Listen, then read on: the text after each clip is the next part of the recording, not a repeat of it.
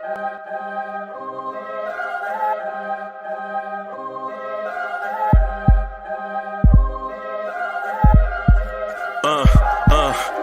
rank where the view is nothing less than phenomenal. For how I express and project from my abdominal. The only view better, both my daddy and my mama know. No living parents, my sons give me balance. My wife is my serenity, this mic is my identity. The world is foul enough, that's why I write without obscenities. Provoking danger with broken language and spoken anguish. Begging to get hurt, why would you ask to go through changes? Yes, Lord, life's a chessboard, master the angles. Control the tempo, be the one who holds the info. Acknowledge is just as deadly as machete swings. When spoken, the truth is as potent as that Medellin. While others swear the style is free, I just let it ring. Our time is undervalued, soldiers make us better kings. My fans on my shoulder, reaching after better things. Today I take the shot, for them I'd rather set the screen. My mama told me follow my dreams. My daddy told me get it by any means. Stand tall, make him bow to a king. But I've evolved, you can see the result. Look in my eyes when you speaking to God. Life and for those who we caught up in using what I was called with the muse. I guess they call it proving I'm more than an artist. Penciling out my darkest while stenciling out a harvest. And storing what gets me from A to B, just like garages. Instrumental with collages. Envision what I've been drawing. Broadway to give you rhythm like the great Lena Horne. So bent on, found comfort in the storm. Find peace and on when you see them others perform. Organized chaos, outcast it like hey ya. Yo, party people in the place to be. What's good? It's the #1 Chief Rock in Knicks Universe, your main man, Uncle Freezy. Y'all want this party started right. Y'all want this party started quickly, right? All right. Okay. Y'all know how we start the chant, man. Blue tears, orange tears. Orange Tears is in the building. Welcome to this thing that we call the Knicks Morning Drive. What's good, party people? Party people, what is good? What's good? How y'all doing out there? Oh, yeah? Oh, yeah, we ain't talking? All right, let me get y'all stirred up then. Throw your hands in the air and wave them like you just don't care. And if you got some loot and a stick of juicy fruit, somebody say, oh, yeah. Oh, yeah. Scream. Ah. I see y'all ready to get rocky. I see y'all out there, man. I see y'all out there. All my loyal Knicks fans in the building. What's good? All my loyal NBA fans in the building. What's good, y'all? What's good, man? We're going to rock and roll for a little bit. Man. And I know last night didn't go the way that we wanted. I'm still a Knicks fan. I ain't jumped ship. I got morning beard for some reason, man. Been here behind the computer, you know what I'm saying, working on some things, man, and the beard just like for some reason. I don't know. Maybe we need some more product or something. I don't know. There we go. I don't know. Yeah, man. How y'all feeling out there this morning?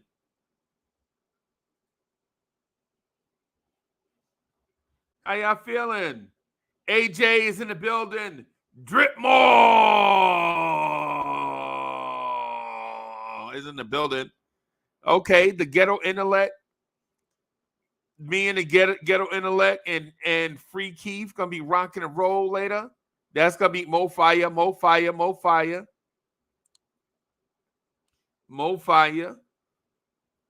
Knicks freestyle later today. That's gonna be Mo Fire. Y'all already know what it is. King Ember in the building. BX Kicks for Life is in the building. What's good, my guy? David L is in the building. DSJ. Knicks are nice. We know who that is. That's our guy. IKBM Dre is in the building. What's good, man? I think Chat, should we start calling IKBM Dre full clip? Hey, IKBM, it has a full clip, bro. A full clip. Stay loaded. Stay loaded, bro. Stay loaded. We love it, bro. Stay loaded. Colin Pash is in the building. All right, all right. All right, Sean, I see you. I see you. BT is in the building. King Ribby, what's happening? Wiz. Okay, okay. Hint Murphy is in the building. What's good, boss? Man, I see y'all, man. I see y'all. I quite honestly, we had such a deep conversation last night. I don't know if I have something this morning. I don't know if I have something. I got something, but y'all know what I mean. I don't know if I have like the I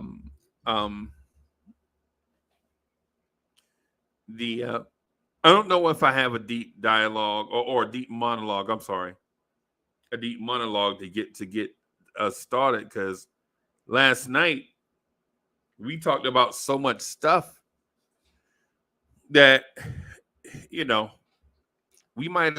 I might have emptied the bag last night, but it should do it. Do I have like one of them? Of course I do, man. I stay with these. I can't help it. It's why I'm the #1 Chief Rocket Knicks universe, your main man, Uncle Freezy. So here goes.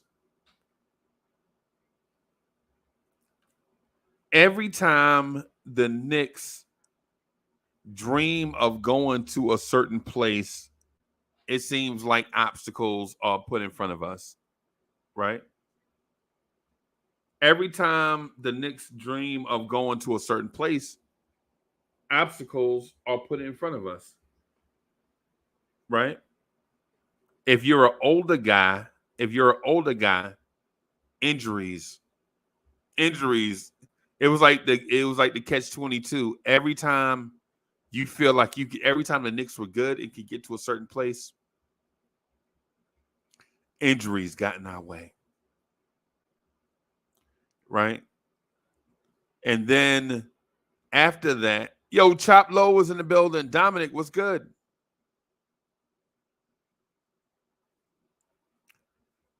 Once we got over that injury obstacle, then God let the Chicago Bulls draft Michael Jordan.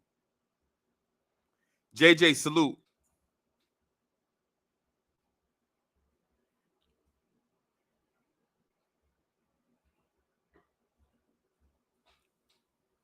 Then when Jordan retired, we became our own obstacle. And even this year, our only dream was to be relevant. And then when we became relevant or got close to being relevant, the wheels kind of fell off of where we were looking to go. And there's no harm in that, right? In that part. I do believe there is a harm in something else, though. Right? And this is where I'm gonna sound like a motivational speaker, but I'm not. I'm your homie. Right? This is the part where I'm gonna sound like a intermediary. Right? I'm not. I'm your homie. Tom from Huntington is in the building.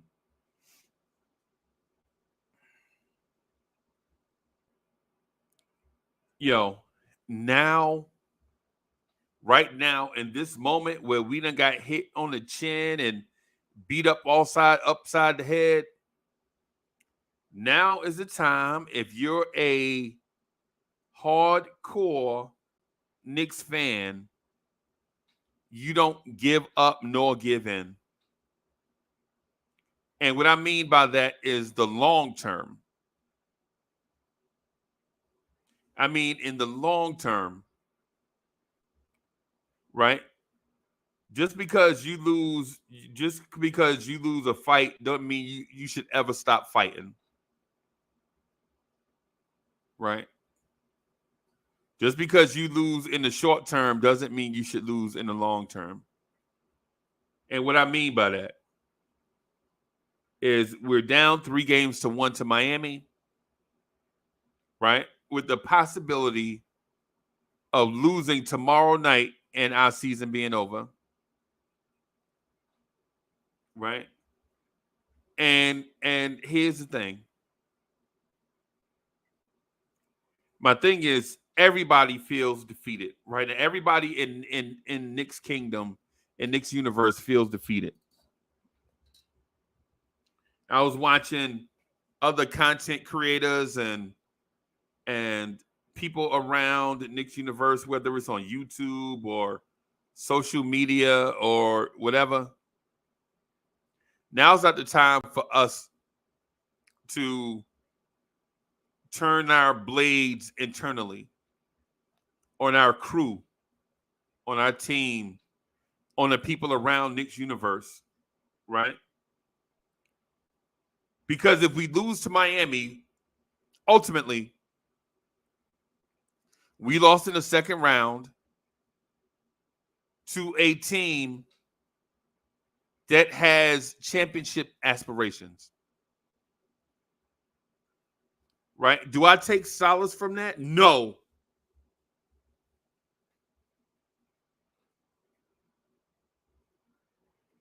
I don't take solace in anything. This is competition. This is competition, so I don't take solace in nothing. Don't pull me out of the fray and give me ice cream. No, that's not what it is. In the fray, we want to be the last man standing or last team standing, or however you equate, however you make your sayings. As a veteran, I don't generally say, you know what I'm saying, equate stuff like war and battles, or at least I try not to, out of respect for people that actually did it. And I'm not going to go down that road. It's just my preference. You say it how you want to say it.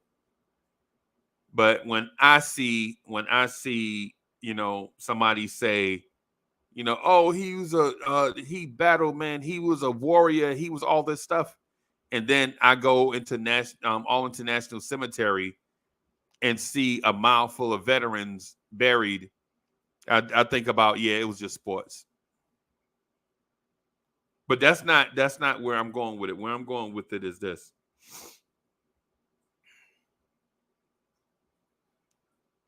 As Knicks fans, where are we? Where are you right now? If you are in the mindset that this season is over, that's your opinion. I'm going to respectfully ask not to push that on me, though. I'm a free thinker. I have my own feelings. I think for myself. For me, don't come to me at me with some kind of twisted logic to pull me in your direction. The series is over, Uncle Freezehead. You know, we shouldn't have been here in the first place. And nah.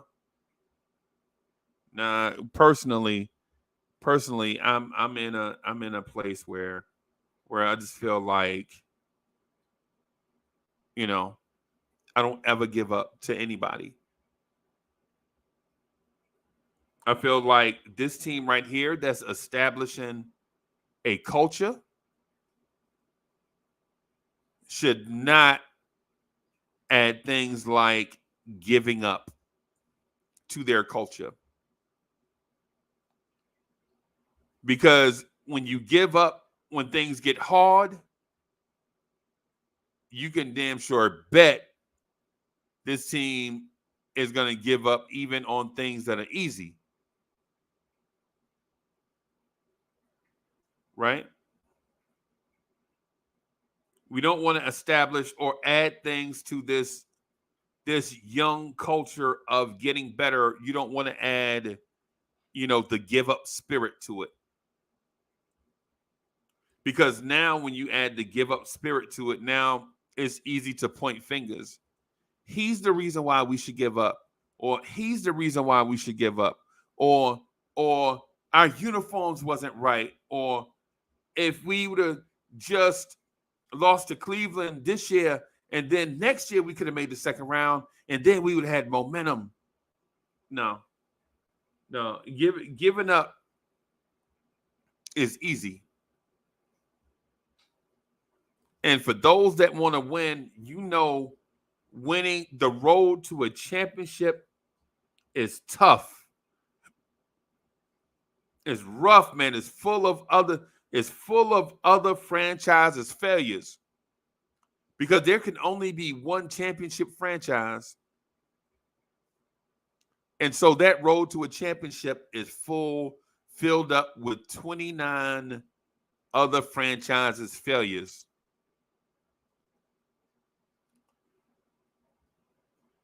So am I saying that we should not be satisfied with where we are as an organization? That's not what I'm saying. I think celebrating small victories is good, but overreacting to losses is terrible. Right? Because we know where we are coming from. The reason why we got RJ Barrett with the third pick is because this team was terrible. The reason why Julius Randle signed here is because this franchise was terrible.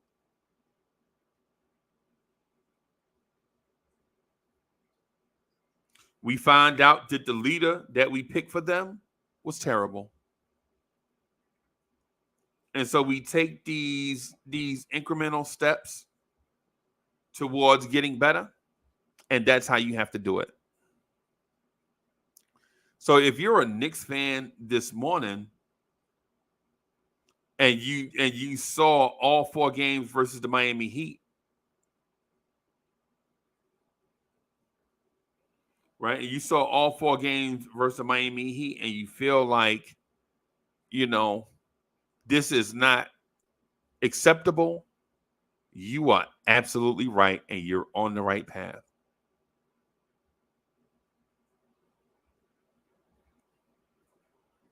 You are absolutely right, and you're absolutely on the right path.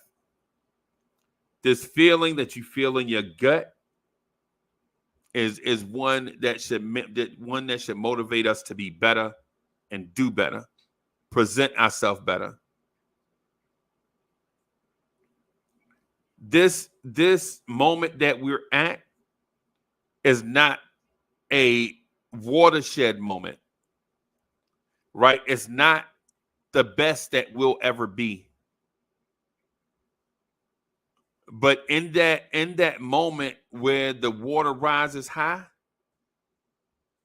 we're going to look at that going forward as our line of demarcation.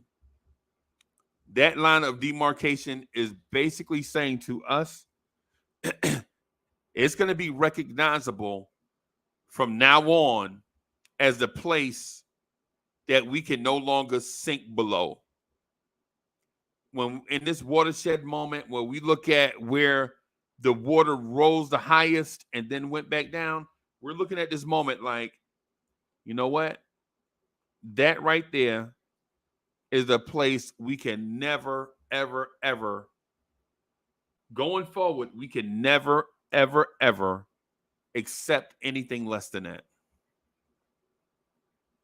It's what we're building towards. It's what we're building towards. As Knicks fans, we look in like, man, we're down 3-1 to Miami. man, this sucks. Yeah, it does. It does suck. It does suck. Right?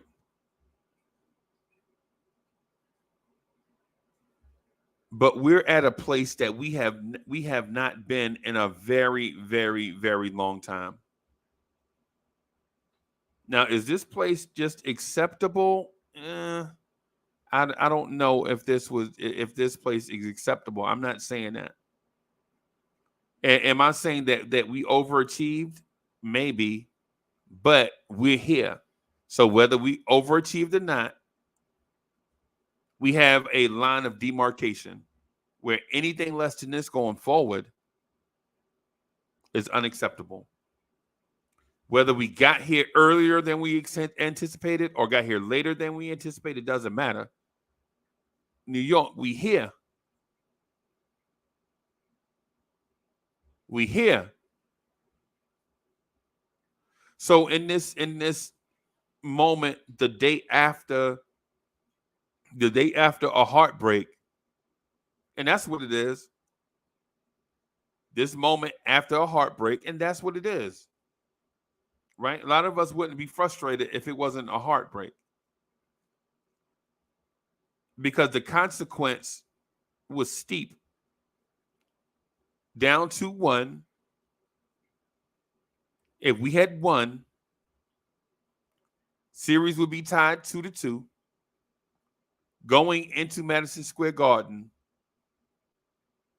where our fans could energize us to a Game 5 victory.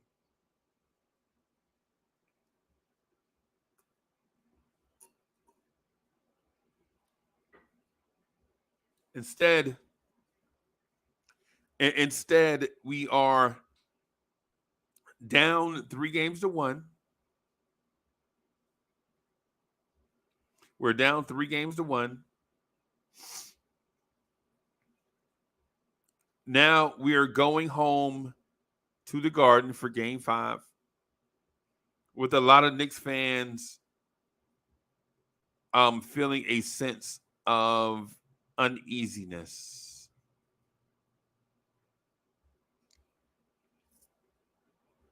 So a lot of Knicks fans basically say, you know what? Hey, Uncle Freezy, this thing is over.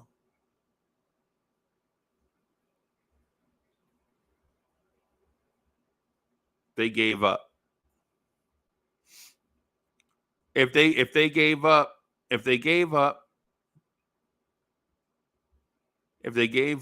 then that's okay.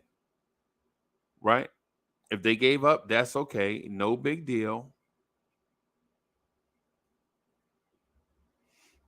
If they gave up, that's okay. No big deal.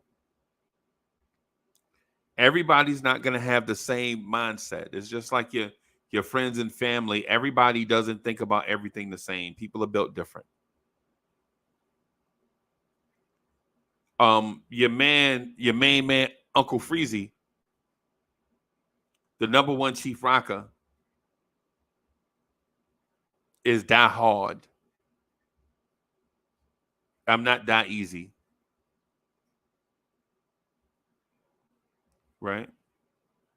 Your main man, Uncle Freezy, the number one chief rocker in Knicks universe, is die hard. I'm not that easy.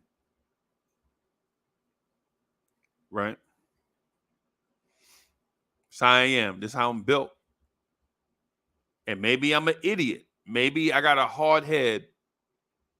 Maybe I'm stubborn. And I'm talking about myself. I'm not talking about anybody else on this. When I describe myself, I am diehard. I've always been that way. I think growing up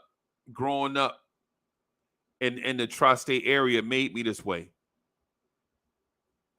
Thick skin, hard head.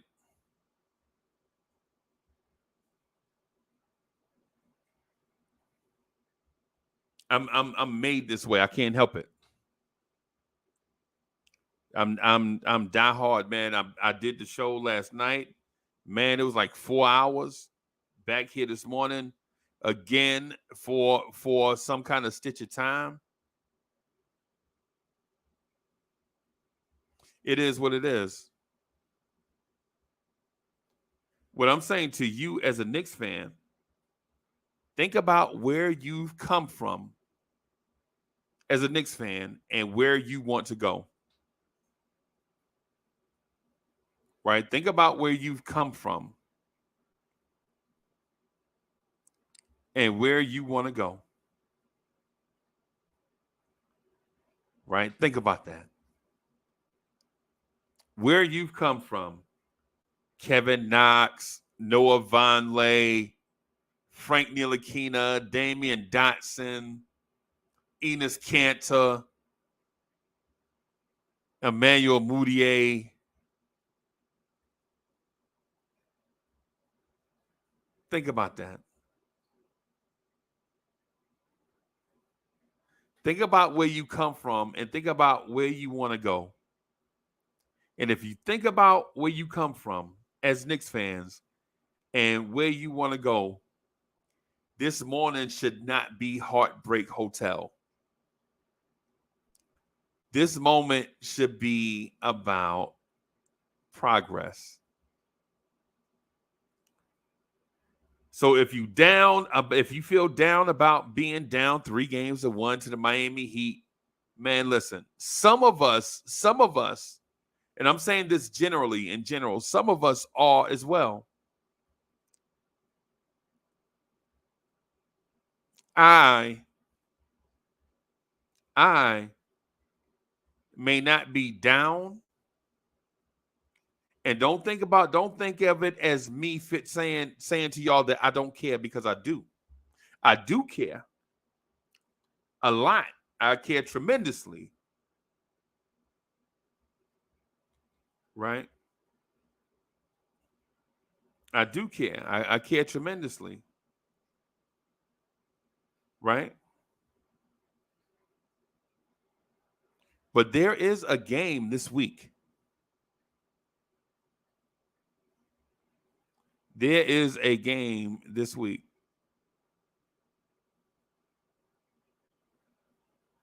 There is a game this week. And there is a wide range of outcomes. It starts with the Knicks can win game 5 and it ends with the Knicks can lose game 5. But ultimately, how you do either is what everybody's going to be looking at. How you do either, how you win or how you lose in game 5 is going to be one of the stories of the summer. Are you going to lay down for the Miami Heat in game 5 and show your belly?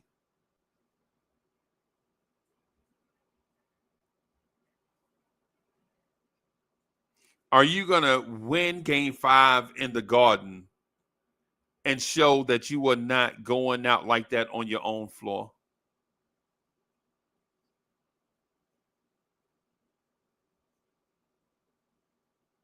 If you're the Knicks, if you're the players, the coaching staff, the organization, something will be revealed to Knicks fans in game 5.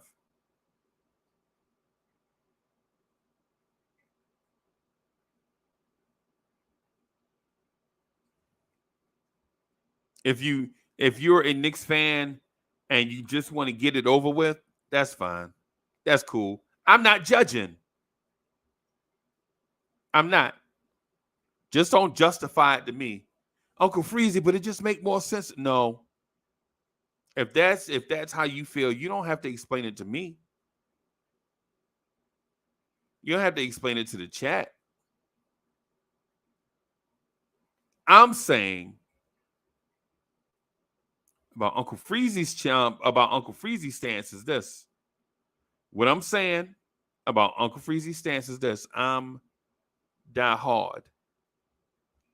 And I'm only saying it so that people that are offended by it are not offended.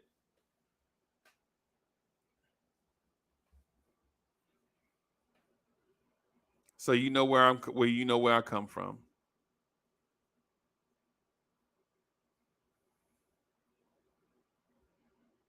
Right? I'm die hard, bro, in everything. And the ones and the few of y'all in the chat that have gotten to know me personally, y'all understand that.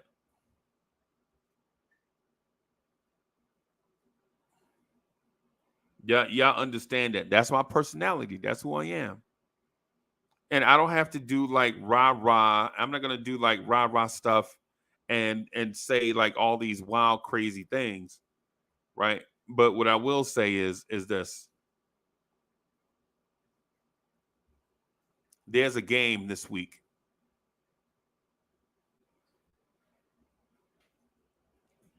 All right, so I'm gonna throw this link in the chat. Let me see my people. Where my people at?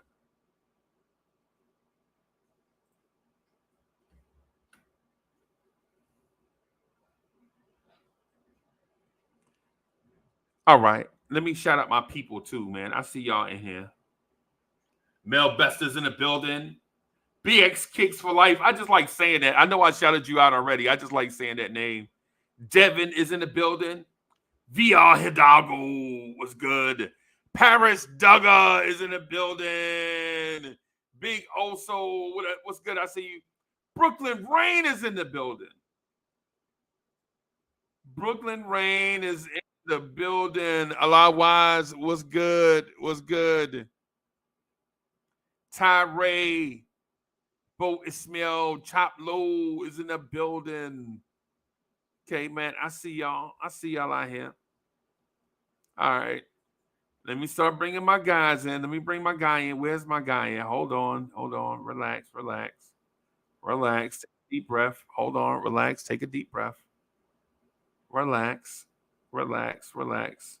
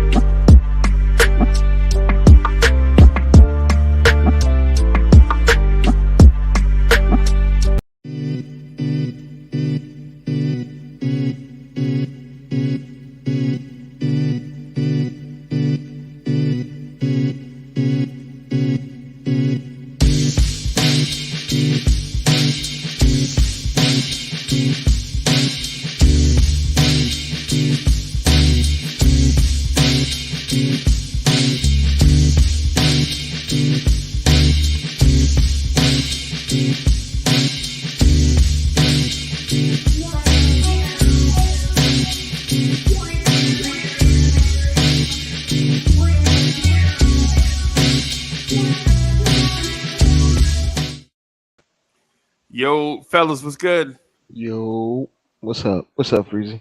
What up, Chop Low? Ain't What up to the chat? Yeah, man. Yeah, man. Chop Low in the building. What's good, Chop? Chop got a haircut? I thought Chop had braids. Gotta unmute yourself, Chop. Yeah. Well, what's good? What's good, Dre? How you doing this morning, man? I'm all right. Doing a little reflecting on what I saw. Oh, I actually watched the game over because I love abuse for some reason. Yeah. I live an addiction-based life. That's why I watched the game again, right? Let me just real quick. Let me bring our guys in real quick because we got a couple people backstage. Let me do that real quick.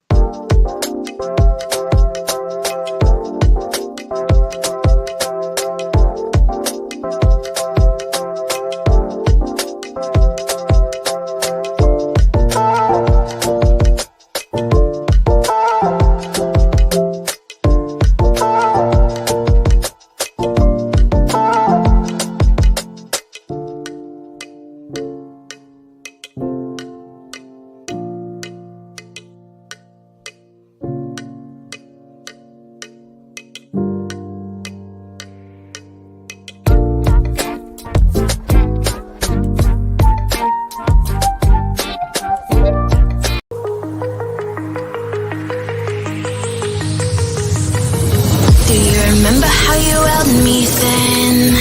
Now you got me reaching out.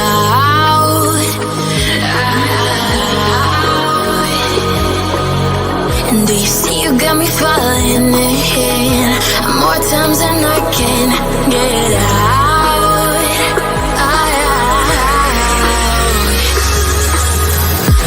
Down in the deep of my mind, I crawl for you and you're always inside. Down in the deep of my mind, how long do I got to keep you, to keep you? Down in the deep of my mind, I crawl for you and you're always inside. Down in the deep of my mind, trying so hard not to keep you, to keep you. Yo, visually, that's one of the dopest joints. Wiz, I ain't gonna lie. Visually, yours is fire, bro. You got in your bag with that one. Yeah, man. I was thinking about Wiz. Hoodie Kevin's mad about that, man. Because Hoodie Kevin got his superstar. Huh? Even that. Hoodie Kevin says, "Where's his dope intro?" Hoodie Kev, you didn't see it in the chat. So it's tough to come in when an OG like Hoodie Kev don't have the dope intro. I got the intro letter. I was like, oh man, Hoodie Kev. I feel like I'm Miami and you're the Knicks. Yeah, Hoodie Kev can have an intro, bro. It's just when we were creating intros, Hoodie Kev wasn't around. I know. Yeah, that's all. He does. Your please come to those who wait. Yeah. It takes a little, sometimes patience.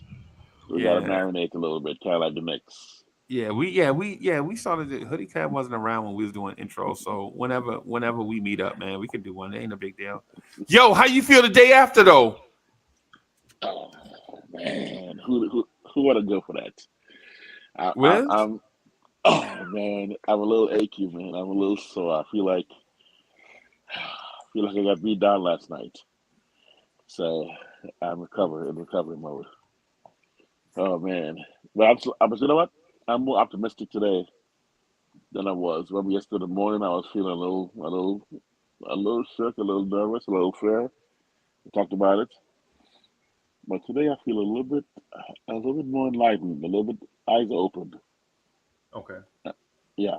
So, and then of course when the chief rocker comes on, the number one chief rocker comes on, and does the pep talk like that, then you start to go, you know what? Yo, we can climb mountains.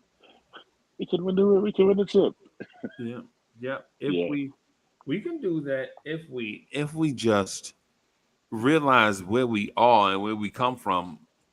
You know, I told Adam, you remember when I said this, Adam? Yeah. You remember when I said Eastern Conference Finals, baby? Woo! You remember that? You might as well You remember when I said put that thinking aside. But you remember when I said it though, right? Yeah. Yeah. I meant that, man, too, at the time. Those conference finals excitement is.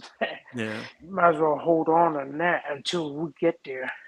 Yeah. You know what my thing is I predict these. I don't think Dre believed me. Like, I don't think Dre believed me in some of this stuff, but I would like predict stuff to happen, and then it'll fail, but you'll see the pathway that it could have taken, and you're like, oh, see, if only such and such.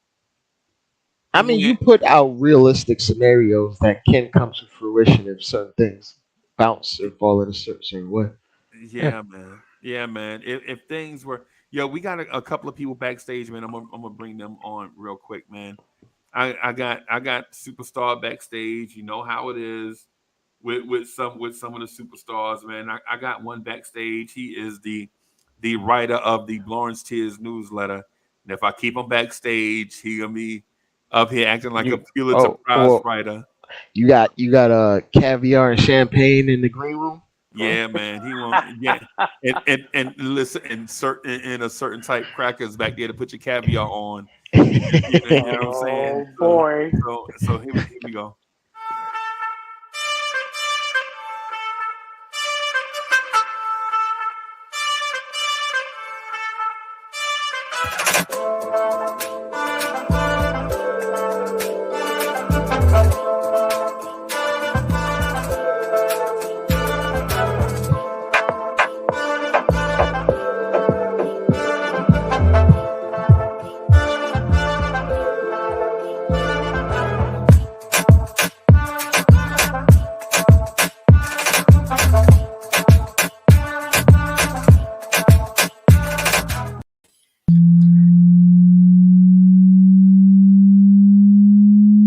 Let's get it. Y'all be spitting with your flows, I'm just podcasting. That's right. On the air every day, I'm just podcasting. You don't know what that mean when I say I'm podcasting. I'm broadcasting these flows with the podcasting. Every day of my life, I'm just podcasting. Right. Share my dreams with you, mean I'm podcasting. What? You can see my vision through the podcasting. Yeah. But don't forget Jay Boogie Okay. when I'm broadcasting. What? I'm podcasting, What? he's podcasting. What? I've been spitting this venom since Karate Flicks. When Mr. Sales was sharing nothing but the Knicks. I guess you know by now, I seen some tough years. Now I know the reason why Freezy got them blowing tears. Closest. Bam. What up, Jay? Yo. Nev, What's up, Dre, Grandmaster? what's up, y'all? Chop low. Yo. Yeah, man. Yeah, man. How y'all feeling this morning, man? Feeling good, man. Good, man. Yesterday was my birthday, but I didn't get a good birthday present from the Knicks. Hey, happy birthday, bro. Thanks, man. Happy birthday, man. Yeah. Oh wait, so Nev is only like 5 years older than Quentin Grimes? Yeah, maybe. Maybe. I wish. Yo, how do you feel the way the Knicks celebrated your birthday? In Miami. Well, I did not like it from the standpoint is that I've said this before. I rather go down seeing all of our young players playing. So in the second half, I didn't like that. You know, I preferred we lose, but we lose with all young players getting the experience. So the mere fact he decided to go all veterans and he did not substitute Bailey. I don't think he substituted anybody in the second half besides maybe Hart. Yeah. You know, I really We had a didn't like 7-man rotation in the second half. In Okay. theory, because he Yeah, played other guys, but he didn't play them long enough to be significant. Six Yeah. in the second half. Yeah, that's what I was thinking too. Was like a 6-man rotation. It wasn't even, or no, it's 7. It's a 7-man rotation. Yo, look who backstage, superstar, big time Lawrence Tears, superstar. He's second generation Lawrence Tears, but he think he day one. I'm a beatbox. I'm a beatbox and bring on Hoodie Cab. Hoodie Cab intro. Oh, wow. Hoodie Cab, that's your intro. What's good, Hoodie Cab? Hello everyone. How's everyone doing this afternoon? Good, What man. up, Kev? Jay Boogie, what's going on? Yeah, man. Hey, yeah, man. How you doing, man? I have a multitude of feelings right now. A lot of it is pain and anguish. Should be used to it. You're a Mets and Jets fan. Yeah, right? you're a Jets fan. What are you talking about? But the sad thing is, on May the 9th, the Jets is the most positive thing I have going in my life right now. Who would have thought? Wow. Who would have thought? Wow. Of all my sports loves, Got the that Jets right are the with only ones that Rogers. give me any kind of hope right now. Right. And the season hasn't even started yet. That's why you have plenty of hope. All right, so let me just do this real quick. Let me throw a topic out here for everybody to jump in on, and it's one that I had been thinking deeply, bro. I paced the floor. I ain't gonna lie, man. I bet you I walked at least a mile back and forth just thinking about this thing, and it's confounding to me, and I feel disloyal by even bringing it up, but it was on my mind. And we have a platform to share our thoughts, so why not share these thoughts with y'all, right? My thought is this. I think the organization, the front office, has to take away this thing from Tibbs and make Tibbs play a certain type player. I do not believe this roster is built to contend for the long term with a certain model of player. I think the ghetto intellect will appreciate this. I think the model of player that we covet is not built to be successful in today's NBA, right? I think the fact that we love shorter, stockier players that are not today's long, super athletic athlete is going to be the downfall of the Tom Thibodeau era. Right now, I'm not saying that it's going to happen this summer. What I'm saying is basketball is built for tall people, for tall athletes. And when I look up and down the roster, I see, for instance, starting at the back of the roster, coming forward, Trevor Keels is a 6'4" combo guard.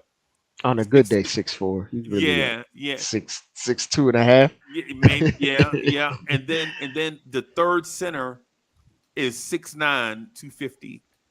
Right? All right. The prospect in front of them, Miles McBride, is a 6'1" stocky built point guard. Right? And then there's DeQuan Jeffries. And then there's Dwayne Washington, the Nick everybody forgets about. Dwayne Washington, the backup point guard. Right? And here's the thing.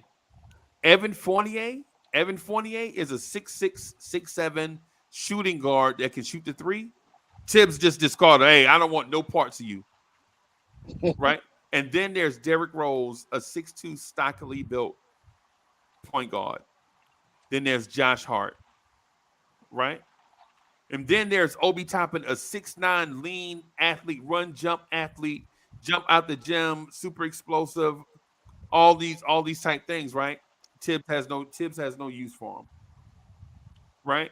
And then you get to the starting lineup where Julius Randle at 6'8", 250 is probably closest to the ideal height, but RJ Barrett is a 6'6" small forward. Quentin Grimes is a 6'4"-ish, 6'5"-ish shooting guard, and Jalen Brunson is a 6'1" point guard, right? And here's the thing. When you look at that roster, if you notice all the tall, lean athletes, Tibbs has no use for them. Right? I got my guy Danny Landis backstage. Hold on, Danny.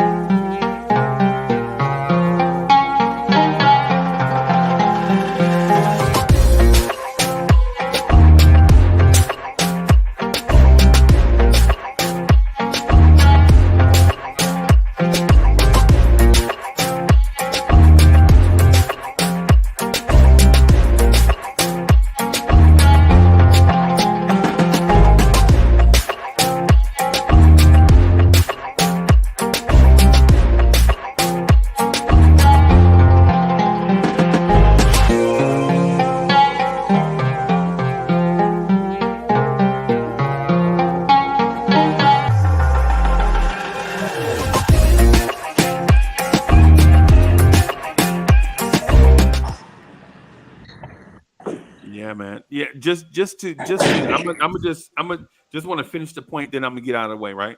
When you look back at what Tom Thibodeau generally likes, he liked Taj Gibson, undersized 6'9" power forward at center. He liked Keith Bogans on the wing. He liked Kirk Heinrich, a 6'4". Basically, what you see in Grimes and Josh Hart is what Tibbs liked in Kirk Heinrich and Keith Bogans. And when you look at it, did Tibbs win a championship with that formula? No. But as an assistant coach, he won a championship with Rondo, Allen, Pierce, Garnett, Perkins, all for the most part, standard height and size. I mean, for the most part, standard height and size. I'm gonna keep it real frizzy for that era. Paul Pierce was a big three though. For his era, he was a big three. Right. Kevin Garnett kind of downsized, but he had the athleticism and the wingspan where he kind of did a lot of what modern bigs do now, but back then, right, in terms of switchability and all that stuff, which is what made him great. Right. Rondo extremely large wingspan, bigger than extremely most point long arms. guards. Yep, yep. Yeah, Big arms and hands. I mean, yeah. long arms and big hands. Ray Allen was more athletic than the average two guard for that era, even though he was a shooter. Right. So Right. it lended itself. Well, like Tibbs likes guys that just do what he says. It doesn't matter what they look like. just do what I say, how I say it, and play how I want you to play. But at a certain point, there are physical limitations on some players, and some players just can't do certain things. But Tibbs doesn't have the patience or the energy to work through that, which is it's a like it's a flip of the coin. Like it works both ways. It'll win you games in the regular season, but ultimately, when you're going against teams with higher ceilings than you have to figure out a way to manipulate your higher ceiling players at the end to win because ultimately everybody's maximizing what you need to maximize to win a title. Right. Right. Right. Well, my outlook on things is I don't see it as having players height and that being an issue. I must see it as style being an issue. And Tibbs likes ISO plays. He's willing to sacrifice ISO plays for even players that move without the ball. And I think that's our biggest issue going forward if we keep this coach. Because if we're going to run that number one, that's ISO ball is really dying, you know, especially if you have guys that not willing to pass the ball. ISO ball is fine if you have guys willing to pass the ball. You know, if you have guys willing to pass the ball ahead of time, anticipate they're getting double team. But if you have guys just looking to score, their primary motive is to score first. ISO ball is wrong. So I think I see that being the main culprit of this team is the ISO is our guys just looking to score. And we have a team, we have a coach that wants his players to score. Okay. You know, so if he can change that dynamic, you know, we can be a good team. We could be a team that's able to win a championship. But right now, I don't see us getting any With further this than current where we at. with this current roster. Yeah, even with this current roster, if it was slight improvement, we can go even further. I can see where we just add a free agent, like say for instance, Harrison Barnes or that guy Jeremy Jeremy for Portland, one of those guys to this roster, trim some of our players like Fournier and Derek. Rose, you know, and we will still be in a pretty good position at least till the you know when February rolls around, we can say, hey, we're going to make a big trade. But I can see us doing something like that because that will still improve the what we have currently. What we have, we would just add a player like that, you know. But again, it's are we going to move away from the ISO ball, or is that still going to be our primary way of attacking? And that's to me, that's the issue right there. I was gonna pose a question that might not detract too much, but if we swap coaches, what would be? You think the result would still be 3-1 the Knicks are down? If we were to swap head coaches with the Heat and the Knicks, I think we would be free. The result would be we would be up 3-1 if we swap coaches. Ooh. Sounds like somebody has an axe to grind. Well, I never thought. I don't like even if that's true. That's not an indictment on Tibbs. It's just how good Spoelstra is. He You is, know? yeah. It's not that Tibbs is a bad coach. It's just Me there's levels, I guess. I've said this before. He's like number think two he's in too my book. old. He's You too know, old. I won't say I that don't say that. completely. There are No, I certain don't believe in things. the age There's thing. certain things that he has implemented that he's actually changed and turned the corner on his approach from year to Yes. year. You can see it, but there are certain levels like when Spoelstra coaches, he's like he has predictive nature where he can like almost attempt to assume what we're gonna do next. in terms of strategies when he eliminates something that we like to do. So it might seem like the Heat haven't really changed much in their defensive principles since game one, but they've slowly like been learning and figuring out how to take away one thing Hey, did by y'all one just thing every game. did y'all just hijack my thing and just talked I was about? gonna say, let me My go back bad, to Yeah, Freezy. I Freezy. mean, Let me yeah, pull out the Freezy. yeah. Actually, What? Freezy, But it's it about works, but about Freezy. players. Go Yeah. ahead, real quick. It works, Freezy, because basically what you're saying is because of the player types we have that Tibbs likes, Freezy's speed, we Yeah. have limitations on how flexible it can be. Therefore, we are predictable and able to be defended easily or attacked easily. So Freeze's philosophy, or observation rather, of Tibbs' player type, it's caused us problems because we are predictable because our players can't To be as be versatile. basic Right. is the 2 points do the 2 points go together, right? Exactly. But when you use a basic level of player, right? If that's when your preference is basic, when your premise is Spartan, right? Then that's what you're gonna get. But and then when it comes to you being outside of Spartan, you face Mm, the issue that's outside of being Spartan with Spartan. yes. So it gets a lot of fans in his mindset. Well, like Tim can't adjust. Well, he can adjust because he's Spartan. Always has been that. Always will be. Your mic, Freezy. Oh, you sound like Basically, cutting it's it out. freezes your boxing against my mixed martial arts skills. Right. You're a Right. great That because boxer, that's all I know. right? You know what I'm saying? That's all I Mm. know. So when you and so these things, if you notice, when you go Spartan, you don't get stuff like easy buckets because of athleticism. Mm, I'll liken it to this. I'll liken it to this. Mac Jones, the Jets are struggling on offense, right? Mac Jones drops back the pass, Sauce Gardner picks him off and runs it back for 6. The team scored, right? But not because the offense scored. You feel me? There's like this difference of imagine if the Jets didn't have a Sauce Gardner and they were struggling to score and they couldn't get pick sixes and they couldn't get field goals and they just keep running Sean Green up the middle hoping that Sean Green would break a 80-yard touchdown run. Right? That's what I'm talking about. I think that's where we may be. I'm not criticizing Tibbs and calling him a phony baloney. What I'm saying is I think maybe we should consider like for instance, look at every championship level team that you've ever seen. Right? I use the Lakers for example. The 2020 Los Angeles Lakers that won the championship in the bubble. Hmm. While we say that team had flaws, you know what they had? They had 3 number 1 picks on their roster and they had freak athletes in primary roles and not in primary roles.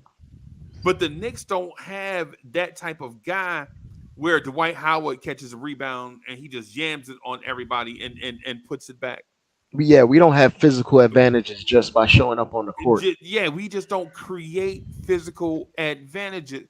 It's like when you have Adrian Peterson at running back. Sure, you could go get a running back, but Adrian Peterson is 6'2", 230, 240, super agile, and made out of diamond dust. So you can run the ball for 4 yards, right? But on any given play, Adrian Peterson was a threat to take it 80 yards.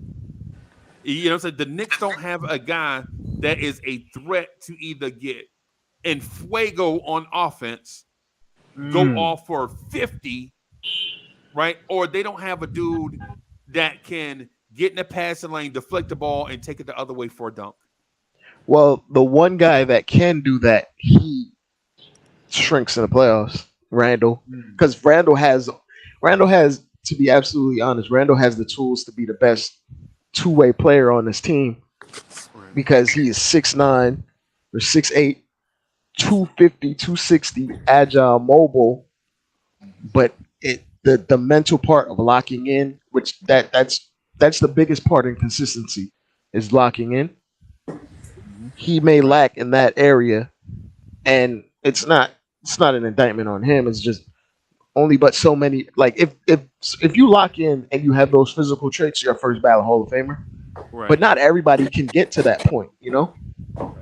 So I it's mean, injuries also. Don't forget the injury. injuries as well, but locking in. Like there's been so many times like he turned the ball over, he doesn't get back in transition. They get like a putback layup because he's not So he's hustling complaining to the rep. Yeah, or and he's Complaining. complaining. That's all he's disengaged doing is complaining. or Yeah. disengaged. Like you can't like superstar players disengage, but they disengage less Right. than they less than the average player because They they have know to how protect their important they status. are. Yeah, Yeah, for one, they have to protect this. But what I'm talking about is the stuff around the edges. Like right. last night in a two possession game, down 5. Right, the Knicks didn't have a just think about this real quick before y'all jump in and chew my head off. Think about this, just something small, right? In a two possession game, the Knicks don't have a playmaker that can deflect the ball and go take it the other way for a dunk to cut it to a three possession game, Nope. something that swings momentum. Nope. And as Knicks fans, we don't know that this exists because we hadn't seen this ever. These players are out there. They do exist. 6'8" wing players with elite athleticism and handle that can become scoring machines. They exist. But our preference is, and Dre, I was trying to soften everybody up last night by talking about it. Yeah. Our preference is we value defense so much, right? We value defense. I liken it to we pass up on Superman because we feel safe with Daredevil cleaning up the streets. I don't want Superman. Superman be out here in them blue pajamas, and I just want Daredevil to stop these street muggers. But Freezy, like you said that, like people don't want to deal with the when Kal-El first landed on a planet and had to learn his powers. People don't want to deal with that type of time where it took time to figure out how to use his powers. For a second. I like that. I like these analogies, guys. I like it. You understand where I'm coming from, right? Why would we pass up on Superman just because we like that Daredevil can beat up street level muggers? We passing up Superman because we like Luke Cage in a barbershop. I'm going to say something. I don't know. Y'all remember? I think it was the Matrix Reloaded. It could have been Resurrection. I'm not 100%. Jada Pinkett Smith said a line in there, and I'm going to repeat it. She said, "That's the one with Morpheus in it." I mean, Morpheus is in all of them. Yeah, he was in all of them. Yeah. But I know the one. Yeah. She was talking to the Admiral or whatever his name is. Yeah, I remember that. She said, sometimes some things change and sometimes they don't. And I'm going to say something because I've been listening to you guys and I follow you guys. And I know I've been away for a long time. And a lot of people don't remember the Hoodie Kev aura of. I like to think I've calmed down a lot. Are you a fan of Carter Knox?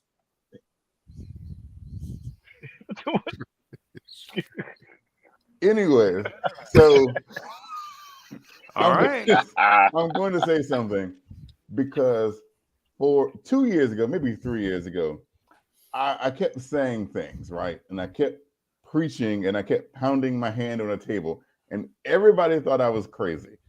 Everybody thought that I was just nuts and I was fake and I was just crazy because I kept saying Tibbs is not the guy.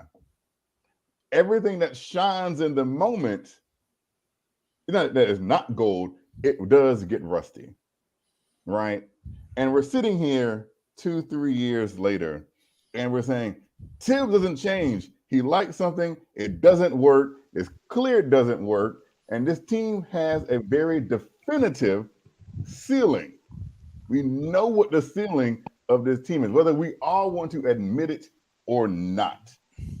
This team was only built to go so far because of the limitations that Uncle Freezy has so eloquently put out to us.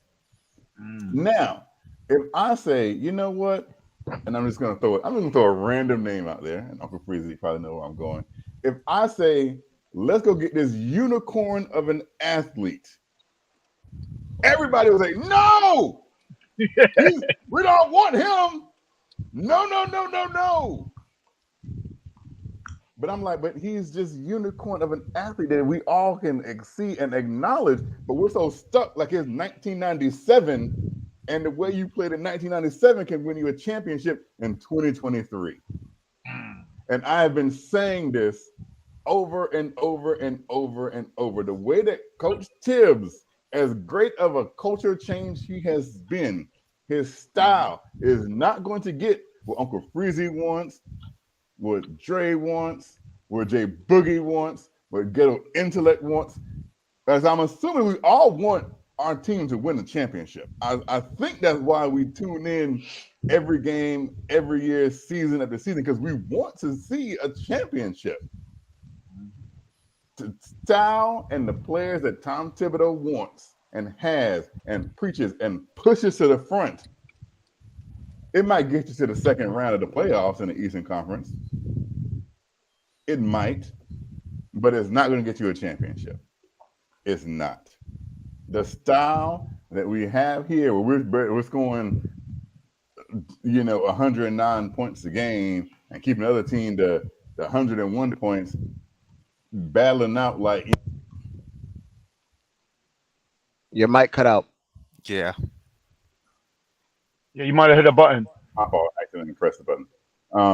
Battling out like Patrick Ewing still on the court with pillows for knee pads on his knees. Those days are gone. And so we need to get that freak unicorn to change it up. Sometimes change it, as Barack Obama said. Change is good. Change is good. Let's get out of the mindset that we have to have defensive battles game after game after game after game after game. It doesn't have to be that way. It's nice to score 140 points. It's nice to average 125, 130 points a game if we winning and giving up 120. That is perfectly okay. I'm fine with that. I'm fine with being a team that can win 55 to 60 games instead of a team that's going to win 45 games. Because I have embraced the fact that we need to evolve the status of our franchise. And there's nothing wrong with that. There's nothing wrong with having that freak unicorn, that star player that's going to be on the opening highlights of ESPN. There's absolutely nothing wrong with that. Instead of being the fourth or fifth story down the line because we just play boring basketball and barely squeaking out wins because the game's 102 to 98. Or we have stretches where we just can't score. We just cannot. Like, in 2023, we should not have 4 or 5 minute stretches where we can't score. Like Kev, we had like a high offensive rating mostly because it was based around the fact that we aren't shot of points because of two different things. No. Let me finish. Let me finish, Kev. Let me finish, Kev. Yeah. We were scoring actually a lot of points, but it was based on being effective, not efficient. And ultimately, when you get down to the nitty gritty, you need shot makers. Yeah. At the end of the day, every team that's remaining left besides us has multiple shot makers and multiple guys that can create their own shots. If you just looked at the Lakers game last night, they had a guy that was out of the rotation that's a better shot maker than anyone on our team, not named Julius Randle and Brunson. Yeah. So at a certain point, you need guys to be able to put the ball in the hole regardless. You need advantage creators. You need guys that are athletically gifted. You need things that can push the needle beyond things that you can scheme out. You can scheme out rebounds. You can scheme out the physicality part of the game, which is what the Heat have done. They've done it doing with a myriad of ways by sending multiple guys to the boards, by having guys like Kyle Lowry be tricking the refs. Like there are multiple ways to get around our advantages, but there aren't multiple ways to get around guys that just get buckets. If you just watch Kevin Durant and Devin Booker just dismantle the number one team in the West, damn near just by themselves because they're just shot makers. They're just that talented. it's it's we're caught in this place where we have some talent. We dare have it. We have enough talent to beat this particular team. But after that, you going against two-headed monsters or two or three-headed monsters everywhere around the league that have physical advantages. It's hard for you to win, bro. It's really really hard. Either physical advantages or skill advantages. And our best scorer, unfortunately, is 5'11". That there's kind of like been a reason why Chris Paul never won anything leading a team anywhere. There's just an inherent physical disadvantage unless Yo, you're the greatest shooter of all time. yeah, yeah. So, hey, South Brooklyn, thank you for the generous contribution. South Brooklyn says Tibbs took a Nate Robinson-led team to the second round of the playoffs. Stop. I'm talking about Tibbs can't adjust. That's a lazy narrative, right? Hey, South BK, I want to answer I ain't even going front, bro. I think that is lazy listening. I feel like I think that's. Hold on, my fault, Freezy boy. Hold on, relax. So Tibbs took a Nate Robinson-led team to the second round. For one, Tibbs didn't take a Nate Robinson-led team anywhere. Nate Robinson was the next man up on an injury-riddled team that was already good. But just this statement alone is suggesting that Nate Robinson was turned into a franchise player. Let's not be like overtly over the top with some of the stuff, because I get what you're saying. With all the injuries, when John Lucas III got hurt, Nate Robinson stepped in, but look at all the point guards and all that stuff that was happening before Nate and his offense was a mismatch for a first round playoff team. Right? Let's not act like Nate Robinson was all of a sudden Cinderella in a scoring machine. No, Nate Robinson ain't never led nothing over nothing. The only thing Nate Robinson I can remember, I just can't. I don't know. Nate Robinson won some dunk contests. Best thing I remember from him is when he was in the doghouse. Then he came out and scored 40 the first. Yep. That's about it. And no knock on my man South BK. That's my guy, right? But the thing I pointed out, and this is the thing I think it's getting washed away some. The thing I'm pointing out is the type of athletes we have versus the type of athletes everybody in the NBA has. Right? Just look at Brooklyn. They in the same city. Look at their athletes versus our athletes. Their starting point guard is 6'6", and they're 6'6", 6'7", all the way through to the power forward. Dinwiddie, Dorian Finney-Smith, Cam Johnson, Mikal Bridges. All of those dudes are the modern NBA type player, right? All of them are 3 and D-ish, right? And for the most part, all of them has had some level of playoff success. Our guys are not that. Our guys are built different. Are we in a situation where this Tibbs style of NBA player, is that the wave? We don't know yet because it's still so new to us in New York that we don't even know if this is going to be successful. But I will tell you this, it wasn't successful in other places. Why would it work here? Right. And just looking around the landscape of the league and the teams that are remaining, they all have nuclear weapons. And kind of we don't. We have guys that chisel brick by brick to get to where they need to get to. Right. And at a certain point, you just need the difference maker, the trump card, so to speak. Yeah, this team is not built that way. The slightest mistake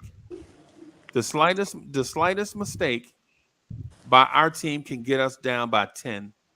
And then And we don't have the ability to come out of a hole, right, and right, that's where the trump card guy, the trump cards get you out of holes in no time. Tatum right, hitting two threes back to back just because he can shoot over anyone does right, that. right. Because he's got a physical mismatch. Right. It's like Carl Anthony Towns can come down, pull Mitch out to the perimeter, and knock down two or three pointers dead in Mitch's face.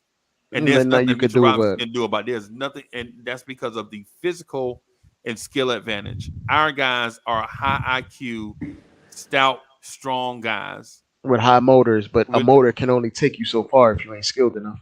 It's right, it's a marriage of the two. That's the champion. That decides who's the champion.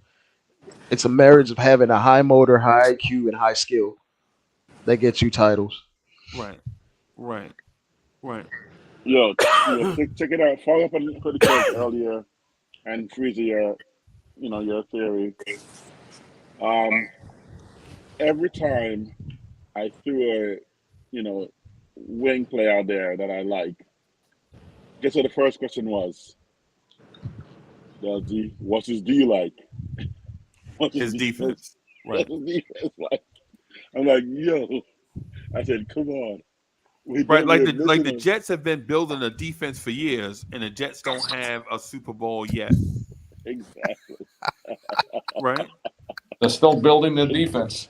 They Still still building building a defense after 60 years.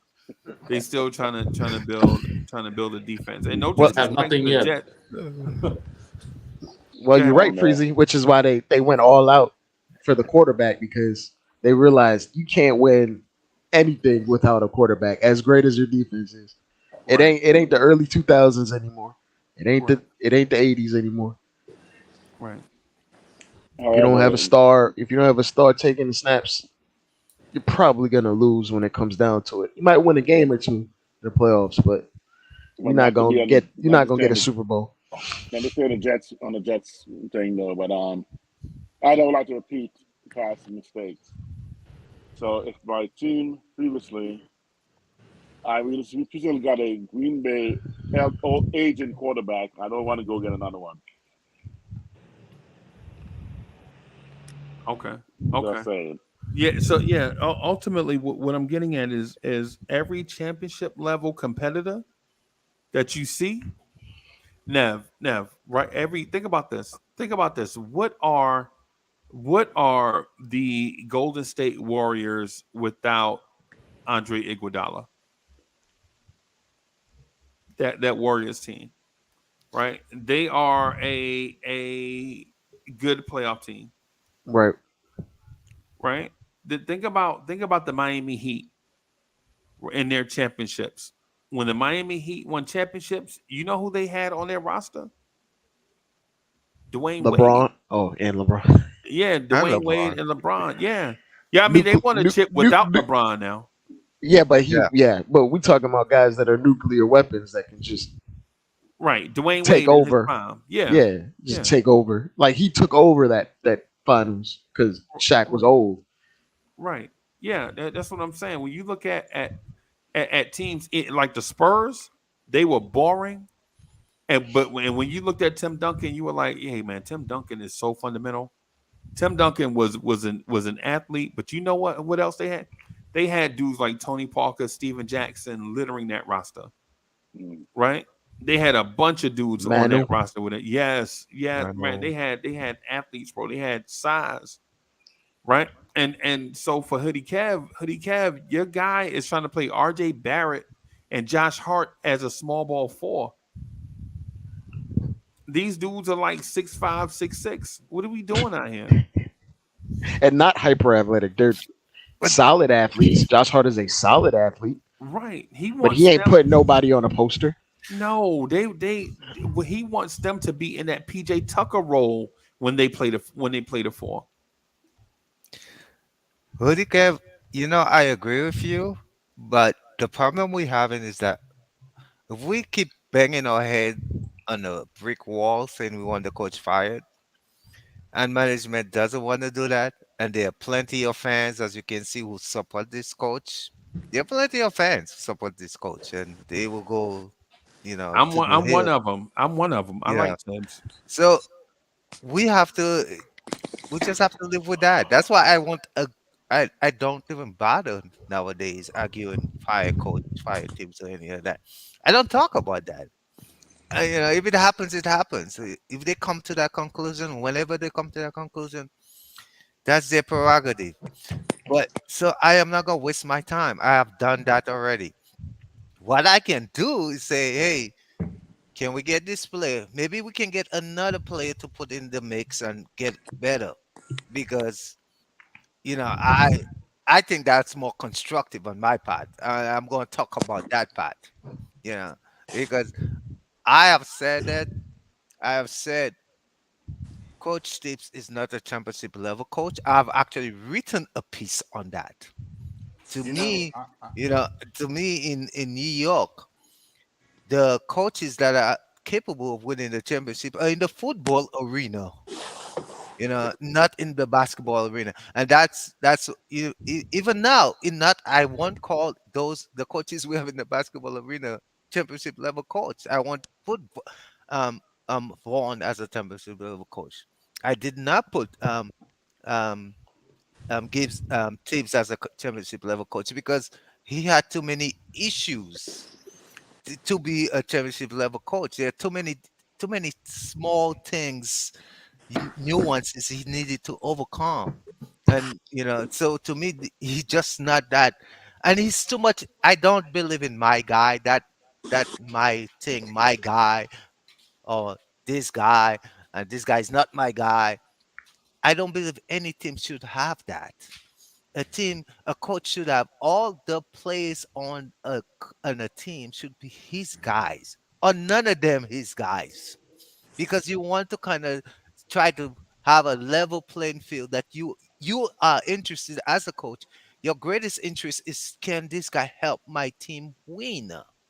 And we've seen this with Tibbs before with another organization, not his first organization, his second organization, where it came down between the culture that Tibbs wanted to build and a superstar talent that could not coexist.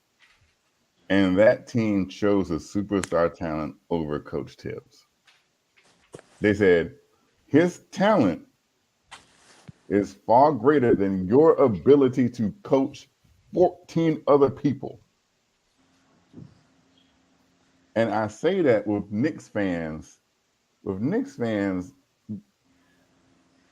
they're so, and I'm going to use this word not in the context that it has been made out to be, but Knicks fans are so desperate for anything good, for anything great, because of what we've been through over the last 20 years, that they will crawl through the desert toward a mirage. And when they discover that there's no water, they'll drink the sand. That is the desperation of where a lot of us, and I'm going to say us because I'm included in that, are right now. Because I don't want to go back to 2017 or 2011 or 2008 or 2005. I don't want to go back to those days. I try my best to be positive. But like I said, I know where the limitations are, and I'm not going to fool myself into thinking that it's something that it's not. And I hope whenever the season, whether it's tomorrow, whether it's 3 weeks from now, whether it's whenever, I hope that Leon Rose sits down and he realizes this is where the ceiling of this team is. What can I do to break through, whether it's replacing the coach, whether it's replacing the players, whether it's changing the entire philosophy of what I've been trying to do? What can I do to raise the ceiling and the expectations of this team? Because I can tell you this, running it back next year should not be on the table. It should not be an option. Period. Permission to speak? What's good, boss? How you doing? How you doing this morning? Afternoon, technically, but fine. Whatever. It's morning to me. First off, quick correction, Hoodie Cab. This is actually Tibbs' third organization, not his second. No, yeah, he knew that, but he wasn't talking about. Yeah, you gotta pay attention, bro. You gotta listen to the point he was making. He wasn't talking about that in terms of jobs. Just like a specific thing. Yeah, he was talking about a specific thing. Anyway. Yeah. Anyway, you gotta. Yeah, Hoodie Cab didn't say that. With how I think, let's face it, this team has been going through numerous amounts of a lot of downward spirals with a couple of upheavals, positive spots here and there, but it's been very sporadic for the squad. Right. And what's to blame for this? In most cases, front office incompetence, coach stubbornness, a mismatch of players that are just there for a paycheck and don't get along with each other. And I'm saying over the years, not this year. Right. Okay. Right, I'm with you. Thank you for clarifying. And of course, giving away draft picks for said get-rich-quick for players in a win-now mentality when these players were basically who turned the team that was supposed to work for the benefit of the whole into a meritocracy hell-bent on getting their hands on the brass ring. A collection of disparate parts that didn't function properly. Like back in the day, about 20 years ago. Okay. I mean, all right. Many say, or at least I'd say, the tailspin began when we shipped Ewing off to Seattle. And then everything fell apart, in my opinion. Because in my opinion, that guy was the glue, the conscience of the team. But Max, what does got to do with Tibbs? Yeah, I was trying to figure that out myself. I'm just saying that we can't use past mistakes to judge how we should go going forward. And I'm just saying that Tibbs could have stood up. In my opinion, Tibbs is 2 decades too late to take his chance at being the coach of the squad. If he wanted it, he would have done it like in 2001, 2002, when Van Gundy quit the team and tried to right the ship instead of handing it over to Don Chaney. But this is my thing. Like, as like Knicks fans, we want a winner ultimately. But if you want a title contender, you have to up your standards in terms of what you expect from your coaching staff, from your organization, from the players on the court. You have to up your standard. You can't just be accepting of, just because we have these certain players, then we hit a certain ceiling. Okay, then you have to mix it up. You have to be able to be daring. You have to look at the game in a different way. The thing that Kev mentioned is, like, some people, not even a jab, some people are fine with going to the second round. I personally feel like there are probably a good 8-9 coaches that would bring us to this same position this year. Now, going beyond this point, it is only maybe 2-3 coaches that would make us go beyond this point to get to the ECF, even against the Heat. And one of those coaches are probably Spoelstra, and we're not going to get that coach. So it's one of those things where it's hard to see beyond the trees. If that makes sense. You mean see the forest before the trees? Yeah, you see the forest before the trees. It's hard to do that unless you take a different approach, like the same roster with the same guys.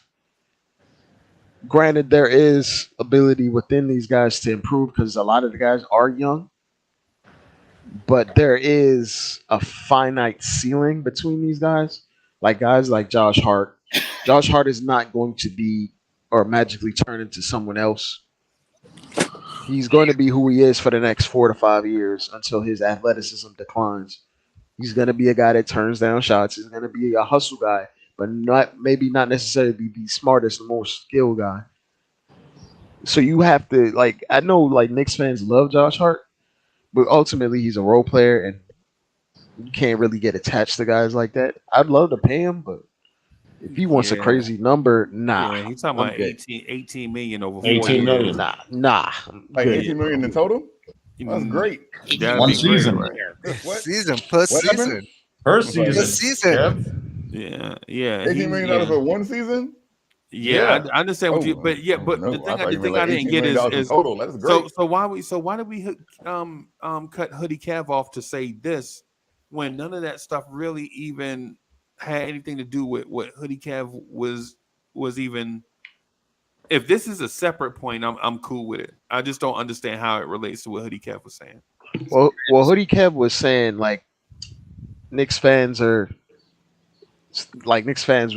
drink the sand, even if it's a mirage of an ocean, right? So I'm pointing out to the fact that like you have to up your standards if you want to get better, and I believe the front office is also trying to up their standards. So I don't believe anybody is untouchable, in my opinion. I'm going to say, and I would. Hey, hold on, Hoodie Cav. I feel like Mets made a good point, right? I just don't think it had Related. any. It had no it had nothing relationship. to do with. Yep. Yeah, it had nothing to do with what Hoodie Cav was saying. Right. That's all I'm saying is I'm not saying that the point was a bad point. It's just the relation just of the different. two. Yeah, Yeah. It's like Mets came in and basically changed the subject. You know what I'm saying by cutting Hoodie Cav off. Now listen, I understand that the Mets have been a grease fire for ages. Trust me, I've been a Knicks fan forever. I know I've seen it with my own eyes, right? And it didn't start at Pat Ewing, right? It started when Willis Reed walked out the tunnel on an injured leg that he should not have, and ruined his career for the sake of the Knicks winning the championship.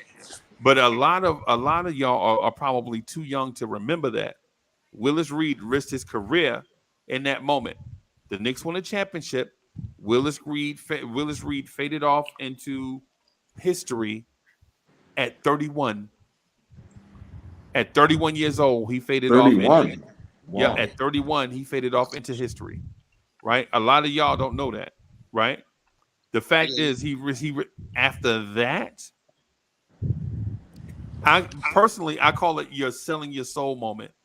Right? We basically sold our soul in that moment. You know what I'm saying? In order to get a chip.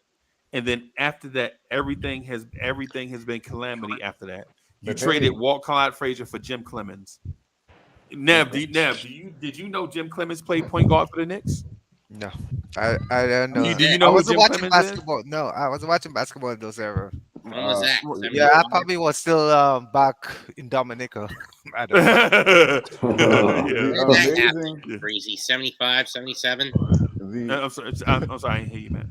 When did the Clyde trade happen? 74, 75, 76? 76. Yeah, 76.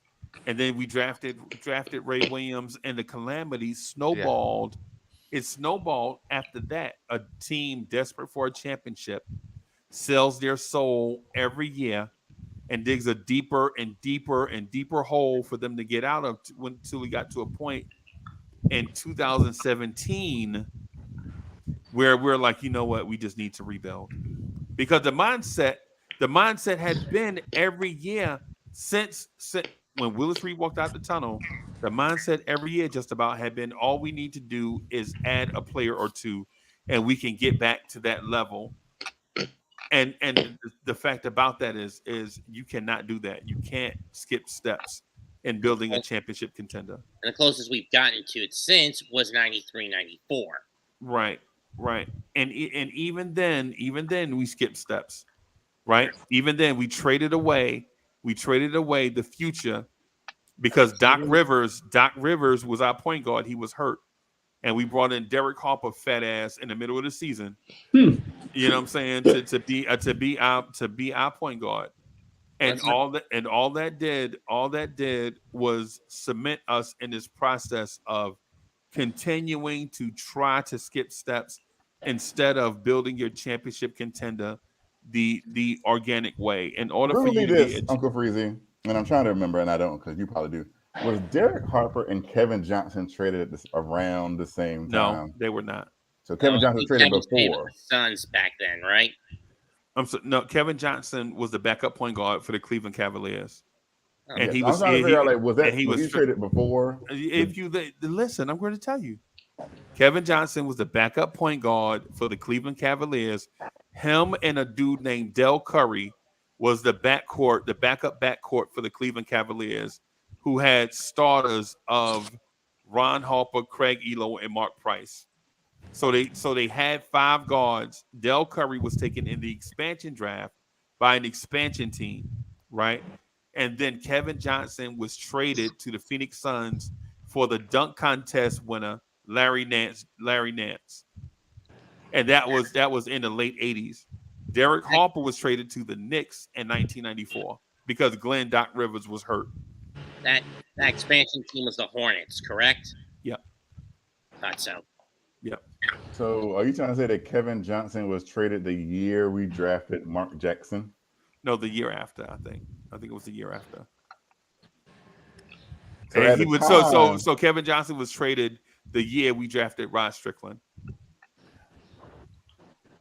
And I'd also say giving up Xavier McDaniel for Charles Smith was a stupid move. Right. And, but that goes to this thing that we're talking about where the Knicks constantly dig just to Mets' point, and I'm not trying to get away from what Hoodie Kev was saying about the team being thirsty for a championship, right? Because I think they're on the same highway, but in different lanes. Mets has a point, Hoodie Kev has a point, and they're on the same highway, just in different lanes. Knicks fans are thirsty, right? And that's why they always want the Knicks to make these moves, right? Because they always feel like they're a player or two away. Even today, this conversation we're having right now, a lot of Knicks fans in the chat and even on the panel may feel as if the Knicks are 1 or 2 players away.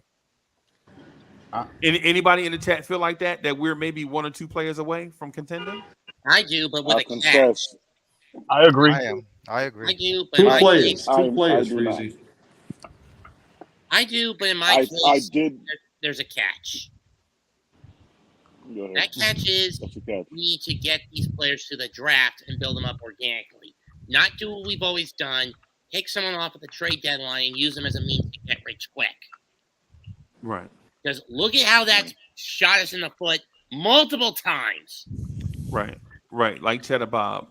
So it's like that. I've always called it the Cheddar Bob theory, where we do a move we try to hit a home run and wind up hurting ourselves in the short term and long term. But it's just a character. But the thing I'm getting at ultimately is the Knicks are in a good place, right? The only thing is that this place, while it's a good place, it might not be the place, like Hoodie Kev said, that Knicks fans want us to be. It may be a good place, like being a second round team is a good place for an organization if you can stay there.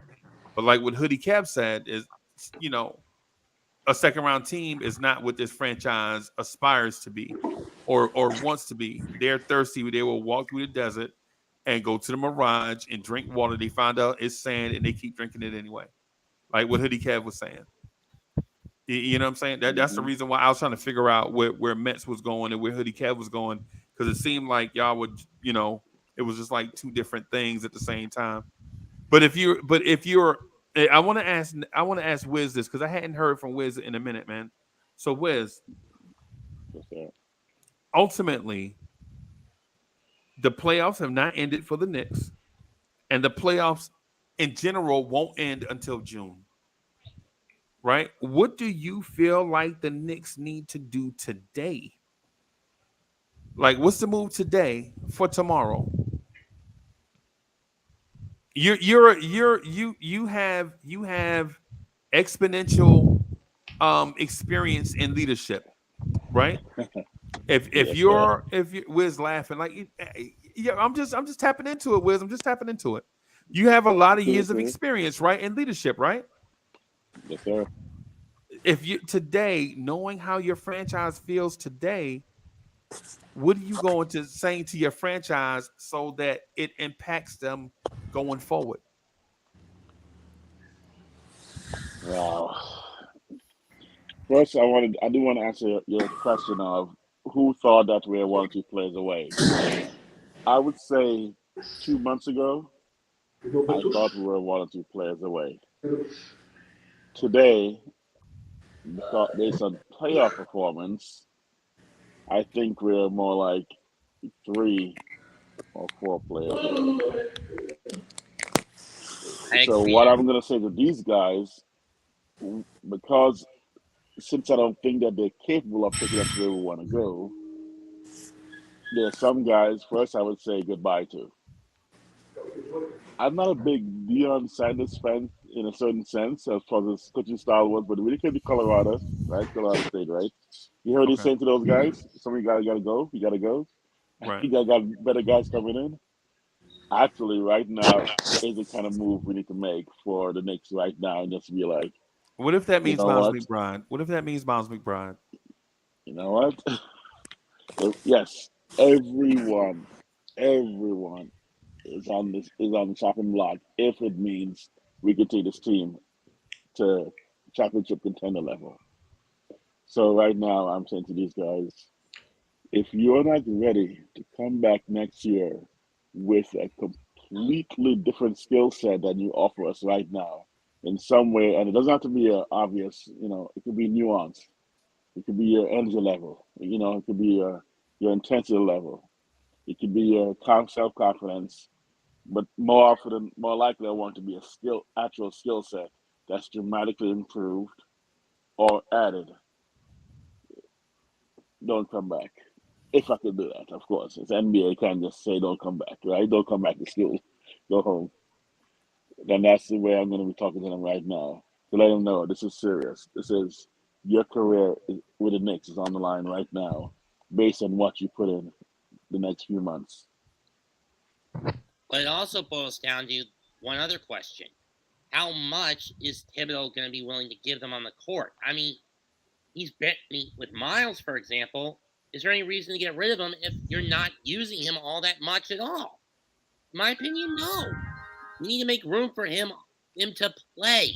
If that means getting rid of the pieces that have been just rusting on the bench, guys like Rose, Fournier, etc. So be it.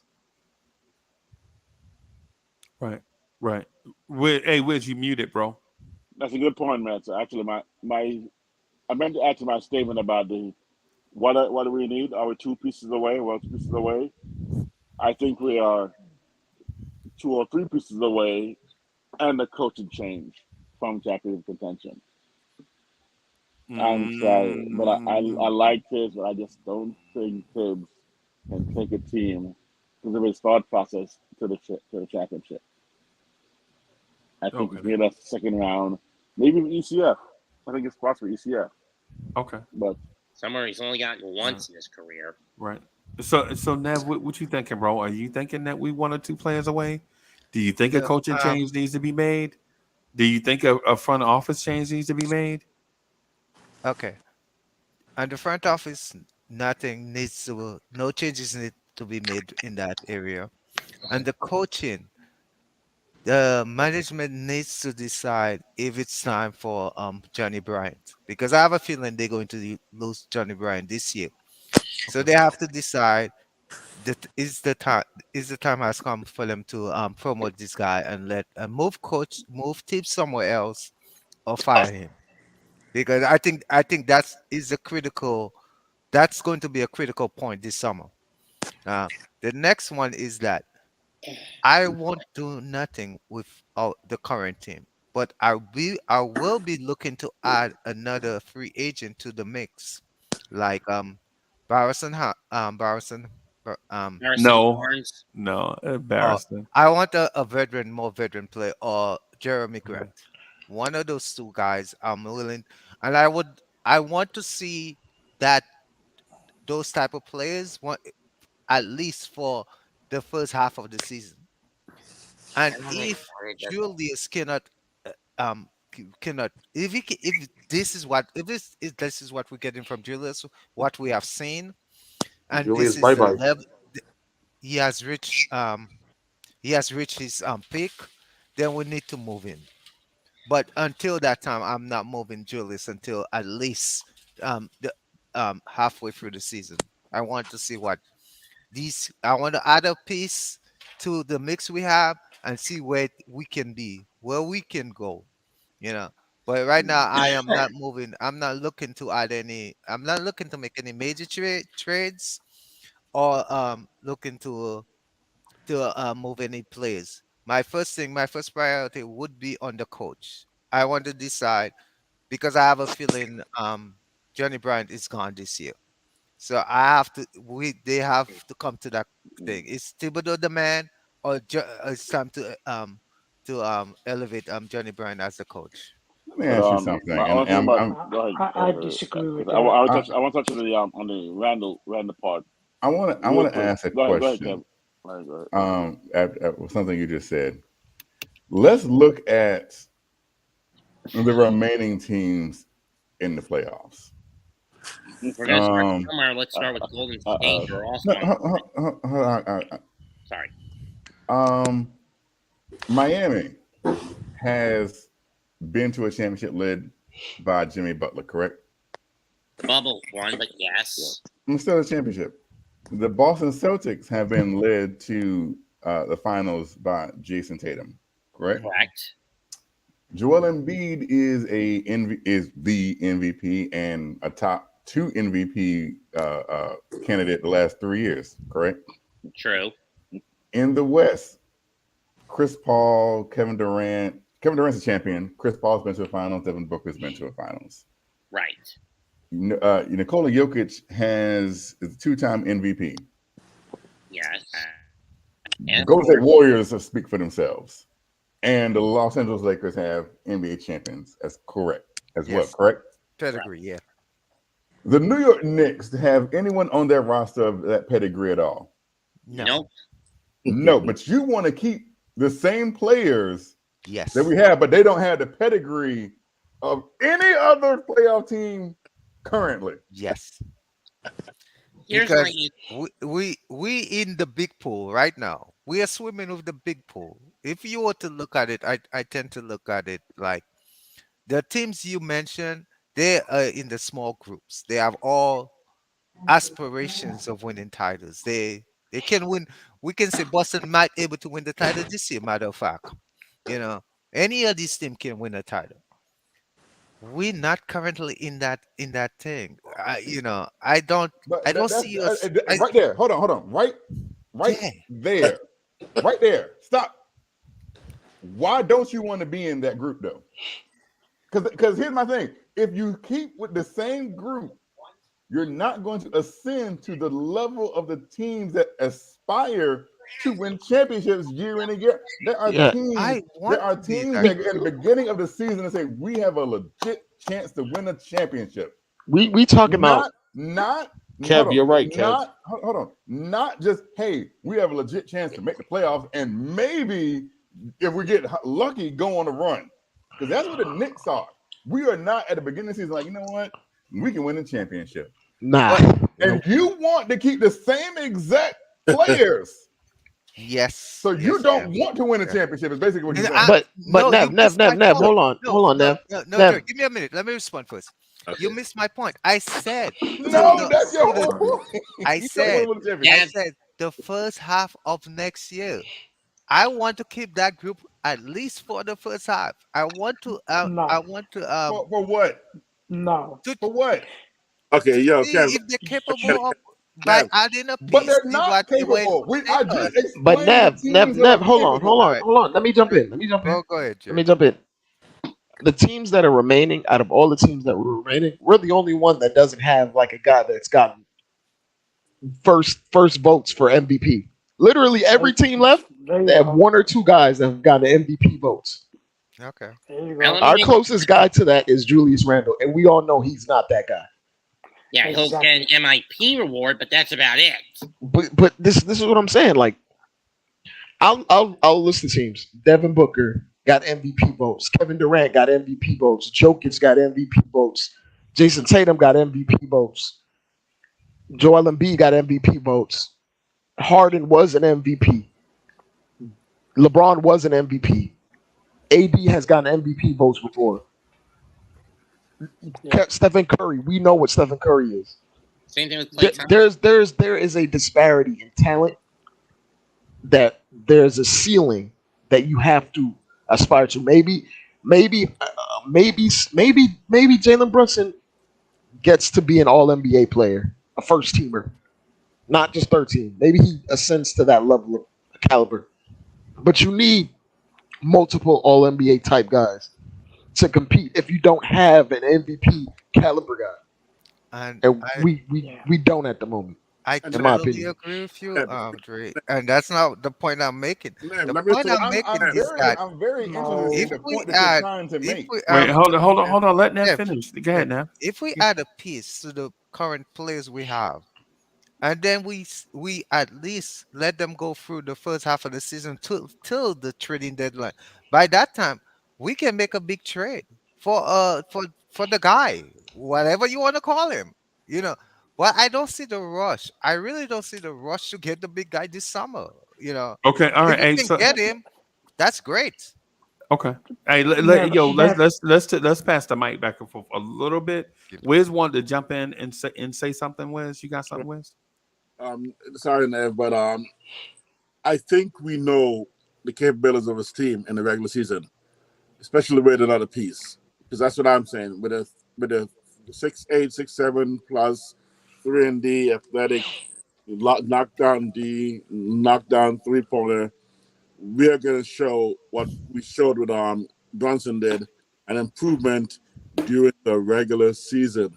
And guess what? I'm sorry. I'm not trying to win a regular season championship. I'm not trying to be the best regular season team. Is there such a thing? Exactly. That's exactly what I'm saying. And Nev, you're trying to look at the first half of next year with these guys who are not playoff ready guys, not just based on experience, but sometimes it somewhat seems based on inner fortitude or heart. And I'm not ready for those guys to come back here. Hey, hold on, Nev. You got to let Hoodie Kev get in because Hoodie Kev was jumping up and down. He wanted to say something. No, I'm looking at it like he made a point, and I don't know if Hoodie Kev, I don't know if Uncle Freezy heard my rebuttal. Hold on. I'm not Hoodie Kev. No, I said I'm Uncle Freezy, the #1 chief rocker in Knicks universe, and I earned that title. I didn't just start calling myself that. I know how to drive conversations. I'm the best moderator in the game. I know that already. People told me that. What I'm saying is I don't know I've if earned you that heard right. my initial rebuttal to what Nev had said. Okay. When I went through all of the other teams remaining in the playoffs. And so are you searching? I'm searching for what? A point. No, I have a point. Okay. My point is you're never not ready to win a championship, right? I think every team should position, unless you are completely rebuilding and completely retanking. Every team should always be asking, retanking? No, rebuilding or rebuilding and retanking. I think you said rebuilding and retanking. I don't want to retank ever. or tanking. Okay. Every team should go into the off season, even teams that just won championships, go into the off season and say, what can we do to either be better or stay on top of the mountain, right? Because if you won, you're at the top of the mountain, so you have to stay there. If you run it back with a team that's falling short, and you know it's falling short, and you have to look into, to quote Michael Jackson, look at the man in the mirror. You have to do everything in your power to say, okay, we went this step there, and then we went this step. So what we have to do is to get to that next step. And if you're Leon Rose and you think we have to shake this up, because that's the only way to get to that next step, to get on the true levels of, we have on game one, our goal is to win a championship. Our goal is to win a championship. What is it? And I don't care what it is. I don't care who may have to go, who may not be a fan favorite, who might be a coaching staff favorite. If they aren't up to the bill to win a championship with this organization, this city, this fan base, we have to reevaluate everything. Like completely everything. The Milwaukee Bucks just fired their head. Three of the last 4 NBA champions have fired their head coach. Let's see. Think about that. Budenholzer. I already thought about that. And we're not Championship level people have won championships, have been fired. Milwaukee and you want to keep Tibbs? Yes, I know. Because he set up a good culture? You haven't listened to me. Hoodie, you haven't listened to me. I never said keeping Tibbs. I said we're going to come to a critical point where we have to decide between keeping Tibbs or elevating Johnny Bryant. Because Johnny Bryant is gone. I am pretty sure Johnny Bryant is gone. Yeah, it's odd to me that y'all would even consider, because the thing is not, it's not even what you're saying has zero context. What? Zero? Yes. Why you say that, Trace? How did I not saying it has no context? Well, all I'm saying is you got to do everything you can to. I never said what you said about yourself has zero context. What I'm saying is what you said has zero context, right? Because think about this: the Toronto Raptors fired Dwayne Casey, right? But you know who they brought in? They brought in Kawhi Leonard. Jonas. The Bucks, they fired Budenholzer. They have Giannis Antetokounmpo, and you sitting up here want to fire Tibbs because we got Julius Randle. No. Yes.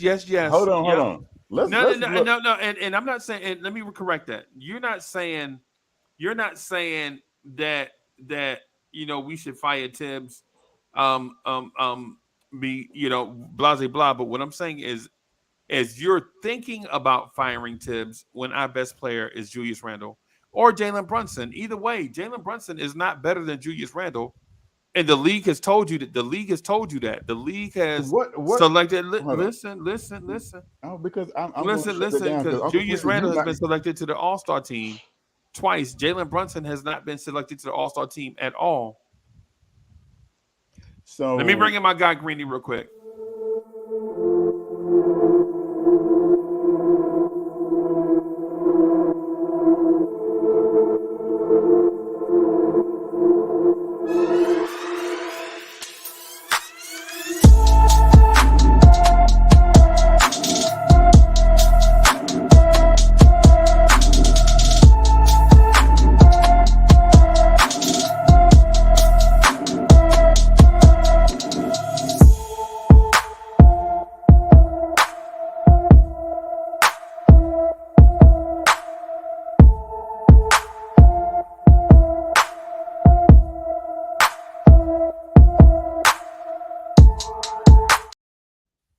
Man, these intro. I need to get me an intro, bro. These intros is fire. Why am I the only person who doesn't have an intro? Hey, I don't have one either, Kev. What is going on?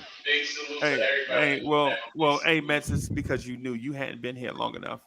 I was here from the jump. You wasn't here from the jump, Kev. You did being disrespectful to Troy Flett and to Troy and Raphael. They was here from the jump. Hoodie Kev is you second generation, bro. You know, that's like saying doesn't make me. Not everyone who signed. I thought Hoodie Kev was grandfathered in. was there from the beginning. Okay, people came in later on. Where was Hoodie Kev when they came in later on? Not around, right? Not around. I'm like James Madison of the founding fathers. Okay. No, you're like the Dolly Madison of ice cream. Ice cream is good, right? If that's your thing. Yeah. You know, how many people are multi-time Blue Orange Tears debate league champions? Yeah, basically what I'm getting at is this, bro. Are you saying none? Okay. No. Other than myself. How many people put themselves in front of everybody? I don't even do that. I do it. And I'm proud to say I do. Yeah, I even told that, like when Nev and I talked about the newsletter thing, I was like, Nev, listen, man, I'm totally comfortable with you being the boss of that. Nev, is that not what I told you? Exactly, crazy. Right Yeah. on. Yeah. Even with Dre, sometimes I just disappear off the screen and Dre will just run the joint, bro. You know what I'm saying? What I'm getting at, Hoodie Cav, is if you want to do an intro, it's cool, bro. It's a process though. You just can't come in here and shoot up the room because you don't have an intro. That's weird. It's not. At one point in time, I was co-host.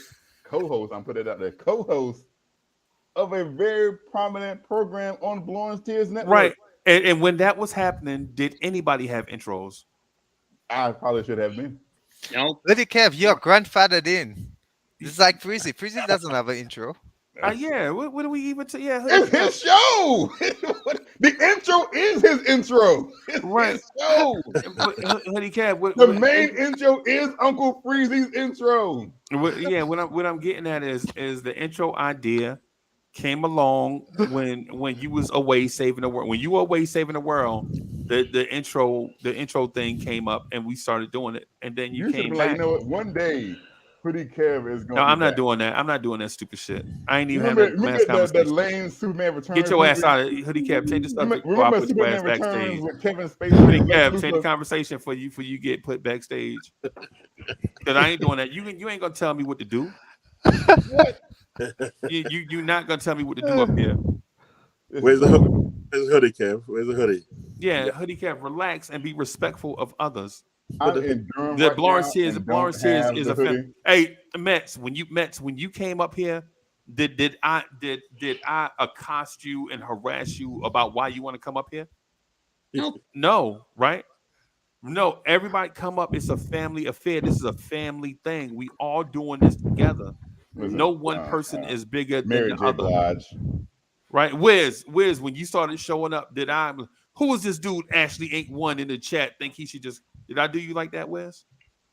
No, you didn't. As a matter of fact, me and Wiz rocked together for so many days in a row, and he impressed me so much. I changed his name without his permission. I started calling him Wisdom without his permission. Absolutely. Right? This thing is bigger than one person, bro. This is a family thing. This is a team. If you want to be big, if you want to be Bobby Brown, okay, the solo career is out there, but this is a new edition type feel, bro. And then he throws my favorite group of all time. You did it to yourself. And I like to think more and more of the lines of a Johnny Gill type of person. Either way, man. This is a familiar sibling fighting. Right? You think I can't just get up here and rock the mic for? You think I can't just get up here and rock the mic for 90 minutes and just go on about my life, bro? I can do that. I'm the number one. I've seen you do that. Right. But you know what we do? We share the microphone. Sometimes I cut Dre off like, Dre, I know you got a full clip, but let other people talk. You know what I'm saying? And it's no disrespect to IKBM. That's my man. But the thing about it is we just it's La Familia, bro. It's not one person over the other. And I've been trying to establish that from day one. And some people get the idea that the thing is bigger than family. It's just one person, and they try to do that. And then are we trapped in the Fast and Furious segment right now? Yes. It's Dom and Dude in the alleyway. I've never been a fan of those movies. Me either. I think it's whack. Right. But anyway, Hoodie Kev, if you felt strong about the intro, you could have been like, hey man, when you doing intros again, can you do me an intro with this type of feel to it? And then I'd have been like, well, okay. Uncle Freezy, let's talk to people. Wiz, is that not how it goes? Dre, that's how it goes, hold right? on, because here's the thing. I didn't even ask. Here's the thing about Uncle Freezy. Hold on, here's the thing. Uncle Freezy and I have known each other for a long time now, right? And I have talked to Uncle Freezy a million times behind the scene. Uncle Freezy, when I call your phone and you answer, do I say, "Hey, Uncle Freezy, how's your day"? No, you don't know what the word hello means. I just jump right into Uncle Freezy. Can you believe that Mark Cannon went over 4 today and left 4 runners on base and we got blown out or this is subtlety in my vocabulary. If you say subtlety is one of my strong suits, Uncle Freezy. And then I'm asking you personally, do you think that subtlety is G.I. said, we don't want to talk about your lack of intro, Kev. That's what G.I. said. You know Thank what? you, Ghetto Intellect, for saying In life, if you don't have haters, you ain't doing nothing. And Ghetto Intellect is one of those people that makes me feel like I will always be a star. Because he will always find something to hate on Hoodie Kev about. Bro, so thank you for Hoodie Kev for making my star shine even brighter. G.I. and Free Keith do Knicks freestyle, bro. I don't even be wanting to be on it. They turn the mics on and I be trying to get out the way. Sometimes they drag me in. I be trying to move out the way, bro. This ain't me. You trying to play me like I'm super selfish and don't care about nobody, bro. Come on, bro. My feelings are hurt. Well, good. They should be trampled on right now. Yeah. Hey, Greenie, what's good, bro?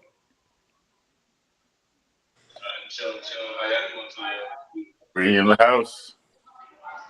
Greenie with the fire. Greenie with the fire intro.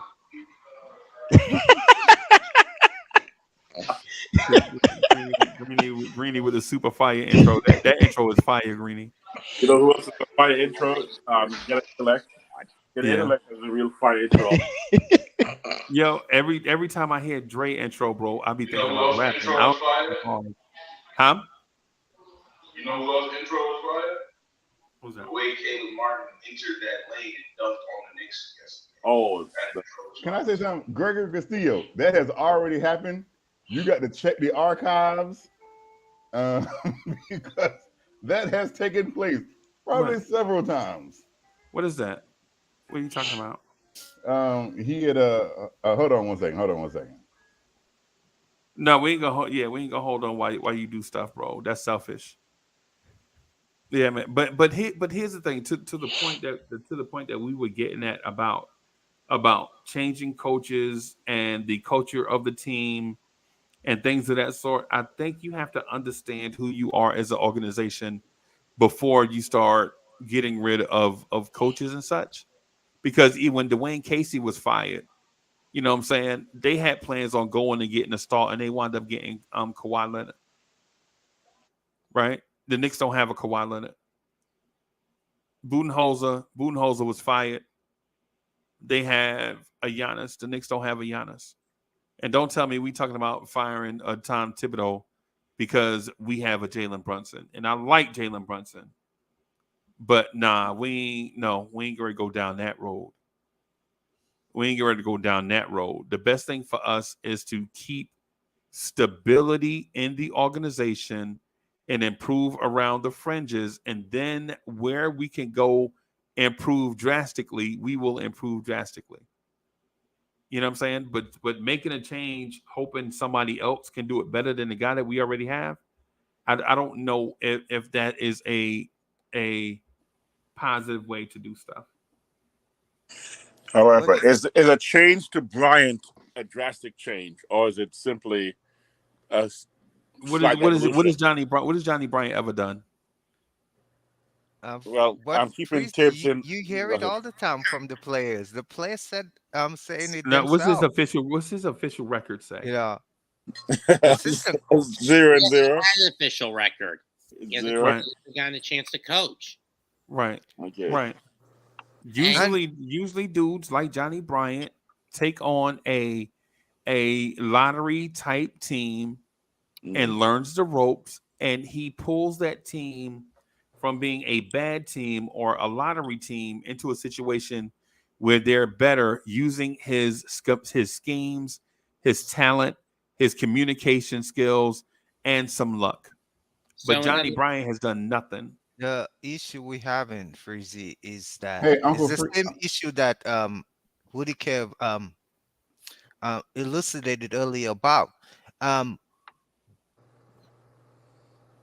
Are we going to decide that Tibbs is the guy for us, or that decision already been made? So, in your estimation, you're telling us that decision already been made. But if we believe Tibbs is also part of the issue, then we must come to that conclusion. we have to evaluate that position. And right now is the time to me to evaluate that position, because we're going to lose somebody that, you know, they basically been grooming to take that position. And should we take that chance and losing that guy, or should we, because Steve is the guy Or for us. do we lose the 2-time coach of the year? Should we be nervous about a guy that hasn't been the head coach, period, with immense potential, or should we be worried about a guy that has won the NBA coach of the year twice and one time with your current team? Yes, definitely. Because we know he has reached his limit. You know, we don't see how much higher he can go. All right, would it give, Because please? I want to read, because I got the perfect example from Uncle Freezy. The perfect example on why Johnny Bryant should be next. And I got 2 words for you. I got one name, and his name is Pat Riley. What was Pat Riley's record when he took over the Los Angeles Lakers? And I think that worked 0-0. out. I think that worked out pretty well. And then what happened? And same thing with Eric Paulson. The same dynamic of Eric Paulson. Well, but here's the thing that y'all keep missing. I don't know. Am I speaking English? Yeah. Y'all understand? Y'all understand? When Pat Riley took over, do you know what he had on his roster when he took over? Start Two of the greatest players of all time. You telling me Jalen Brunson is in that conversation? No. But here's the thing, right? Eric Spoelstra. When Eric Spoelstra took over the job, he had Dwayne Wade, and eventually they brought in LeBron and Chris Bosh. Are you telling me that the Knicks are in that situation? No. And if what I said sounds totally ridiculous, if what I say sounds totally ridiculous, think about that is the response to what you just said. So here's the thing, and I'm glad that you brought that up, right? So back to Pat Riley. There's a reason why Pat Riley was hired to a team with no coaching experience with 2 of the greatest players of all time, right? Because the guy before him, and this is regardless of any kind of talent, the guy before him couldn't get the job done, right? So whether they had 2 of the greatest players ever, or Mike Budenholzer getting fired with one of the greatest players in his generation, or whoever, regardless of the talent, if a coach can't get it done, and you probably have someone waiting in the wings, a la Jeff Van Gundy. When Jeff Van Gundy's record was 0-0 with an aging superstar and younger players. But regardless of the context of who... When Jeff Van Gundy took over, did Jeff Van Gundy have the #1 pick in the draft on his roster? No. Yes, he did. Jeff Van Gundy took over. At Who was Jeff Van age, Gundy's? like what, 34? Who was Jeff 35? Van Gundy's best player when he had Patrick Ewing on the roster? Are you saying now because basically you keep dancing around my point, bringing up other examples? Are you saying Jalen Brunson is better than Patrick Ewing? I wish we can roll. Let's rewind the tape back, because I recall Uncle Freezer saying Julius Randle is one of the second best power forward in basketball. The only person I can think of Julius Randle is probably Giannis Antetokounmpo. He should be a top MVP candidate. So all that is out the window now because it doesn't fit your argument that you're trying to make now. When you've been glowing, you just went yesterday. You just said that Jalen Brunson is the greatest point guard since Walt Frazier. But now it doesn't fit into your narrative because it mind boggles me, Uncle Freezy, how you move the goalpost whenever you want to move the goalpost to fit the narrative that you want to fit. Right. So we're comparing Jalen Brunson to the likes of Pablo Prigioni, Chris Duhon, I'll tell you why. Because Shane about Larkin. 2 weeks And when ago, I say he Uncle was Freezy better said than them, his all of a team sudden has a path to get to the NBA Finals. The more hoodie 2 cap, weeks ago. the more hoodie cap talk, the more people clicking away going to the Disney Channel. I'm watching it up here in the corner. I'm watching it in the corner, and people are like legit clicking away, watching Hannah Montana. 2 weeks ago, Uncle Freezy just said this current Knicks team has a chance to get to the finals. Yep, he did. He did say Did that. you not just say that 2 weeks ago? Hoodie And cap. now they're about to scrubs that should be in the lottery. Hoodie Cav. It's What? not All of worth this. it. So you bringing up stuff that I said. I know what I said, bro. But you are failing to prove where you are right. Where are you right in this? Because you've been talking about Because this for I said 40 Johnny minutes. Bryant is right, and you said, "Oh, when Pat Riley took over, he What had this. has When Johnny Jeff Van Bryant? Gundy took over, he had this." And I'm He saying, has done well, nothing apparently like Johnny so many Bryant other might have had a coaches. team that could have went to the NBA Finals. He doesn't have a Yeah, coaching record, just yeah, like so many other coaches. yeah. Yeah, Man, it but it sounds is the time to take a chance on him. right. Or we Right. watch him. All of this stuff sound We ridiculous. watch him. Was Mike B got fired really because he didn't make adjustments, and our coach is lacking in making adjustments. So the reason why he should be fired if he does get fired. I can barely hear you, Greeny. So I can see why the Mike B and the Tim, like I can see why he's saying, oh, I can't have Giannis when he did fire. But at the same reason why he's getting fired at the bus is the same reason why he's getting fired at the Knicks because he doesn't bring adjustments. And we can't hear you, Greeny. We Greeny, can't try hear to you. talk closer to the mic, Greeny. Yeah. I got my headphones in, so I'm at Oh. Yeah. Oh. All right. Yeah, man. I'm what I'm saying is ultimately what Hoodie Kev is saying to me sounds like somebody that wants to strip this team down and tank, start all over from scratch, and build it up in a certain image. That's what it sounds like to me. Can I say something, boss? Yeah. Please, Adam. Can I say something, boss? No. We've been with the same roster for 3 years. No, I think it's time. I think it's time for this front office to make a roster change, a coaching change, the coaching staff change. Adam, Because who did Jalen Brunson play for last year?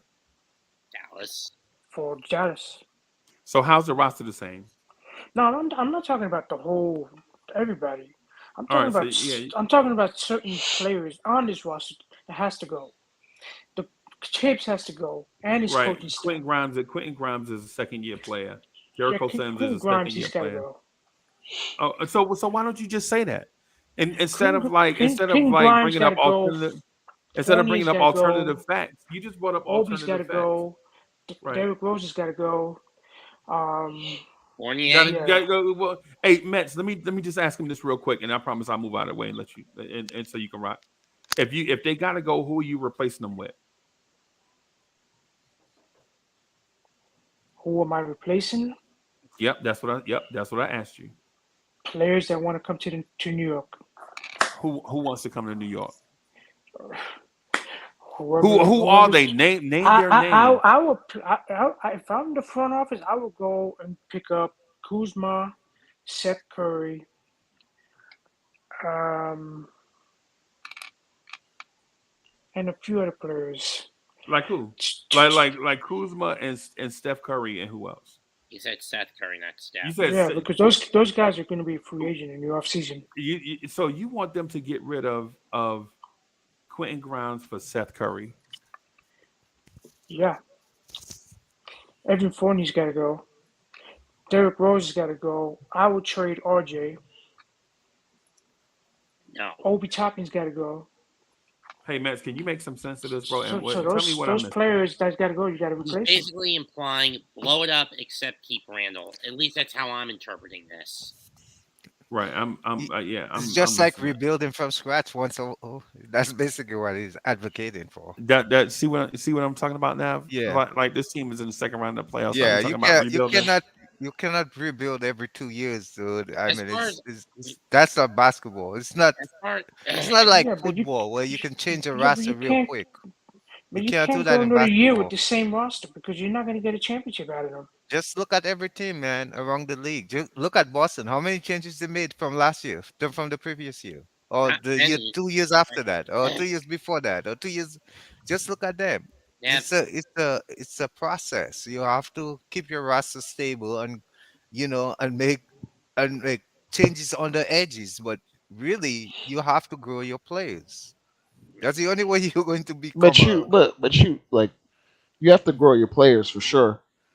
But when we talk about like the Boston Celtics, they had two guys they feel were the nuclear weapon. We might have one guy, Brunson, that might ascend to that next level.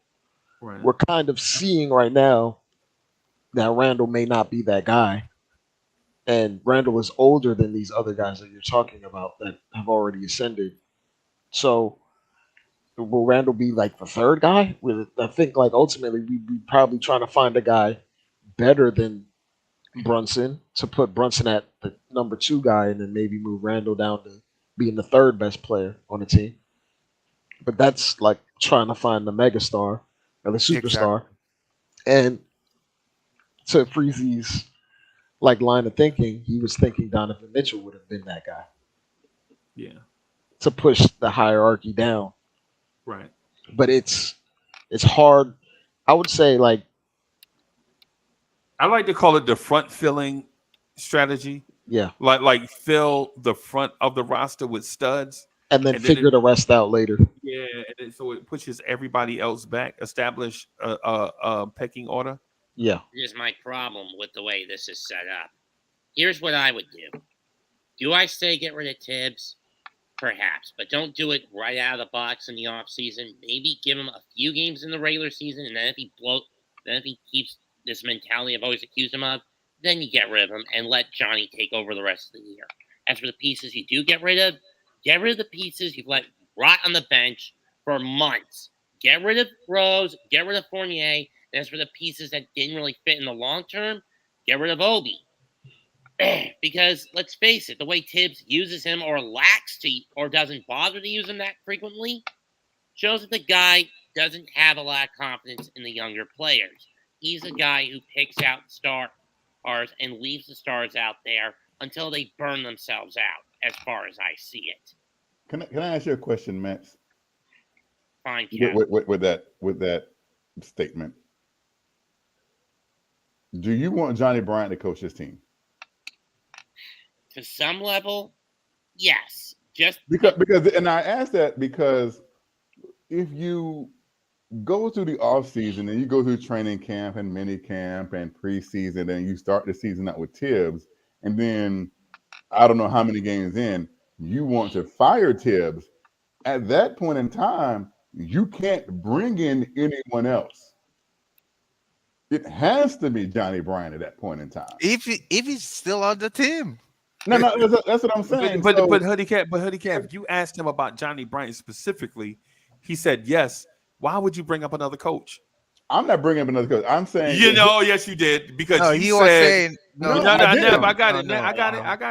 have good understanding skills. I'm okay. I understand. When did context. I bring up anybody else? What I'm saying is, you asked Met specifically about Johnny Bryant.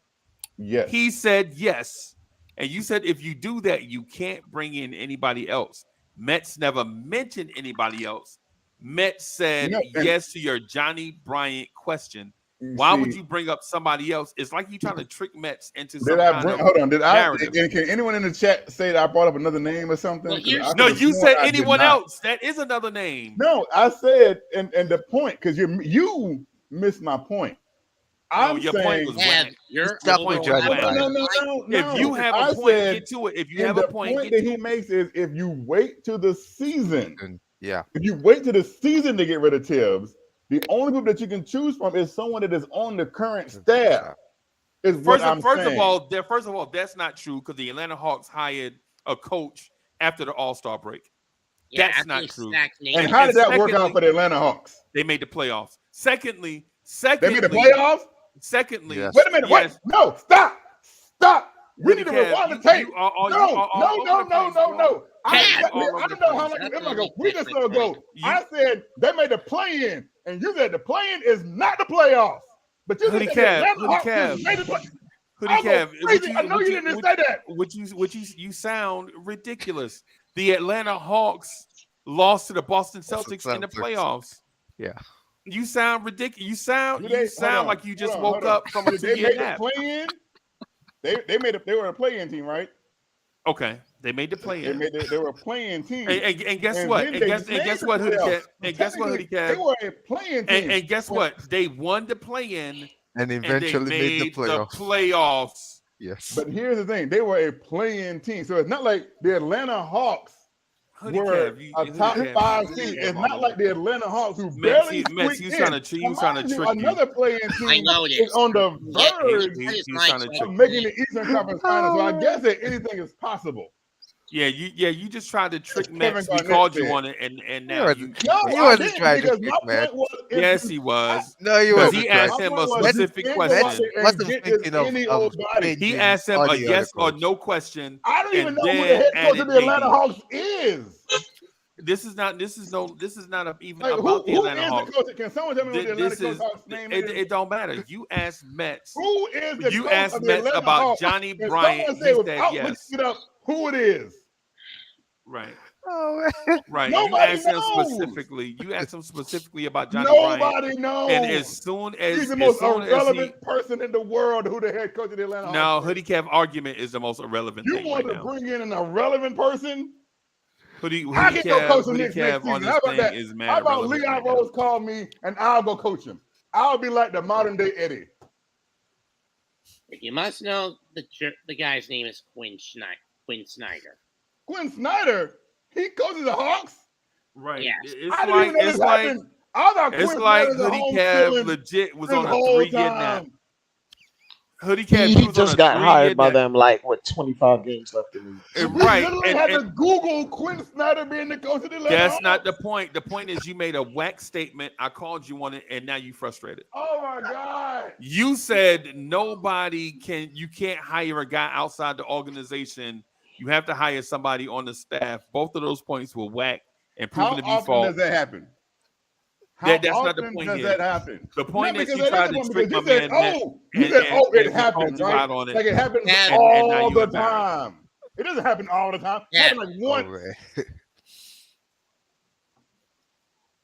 Go ahead, statement. Mets. My point is this. And Mets, you better not come soft either. Don't be letting Hoodie Cat put you around.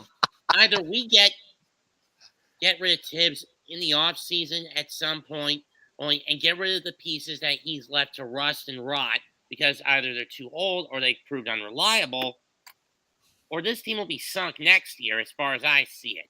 Because, again, as I've stated before, I say it again with Tibbs, I hate this guy. The tunnel vision of a tin soldier constantly dooms this team with him at the helm. Never too slow to adapt, makes too many small changes instead of bigger ones. And when he makes big ones, they're too panic-inducing. And they're panic-based. Instead, it just shows he's not the kind of coach that was ready for the big time at the time he chose to take up a head coaching job in 2011. If he would have done it, he would have done it 10 years prior when Van Gundy quit on the Knicks. Knicks back in 01-02. Yo, you guys are the funniest guys to listen to. Mets.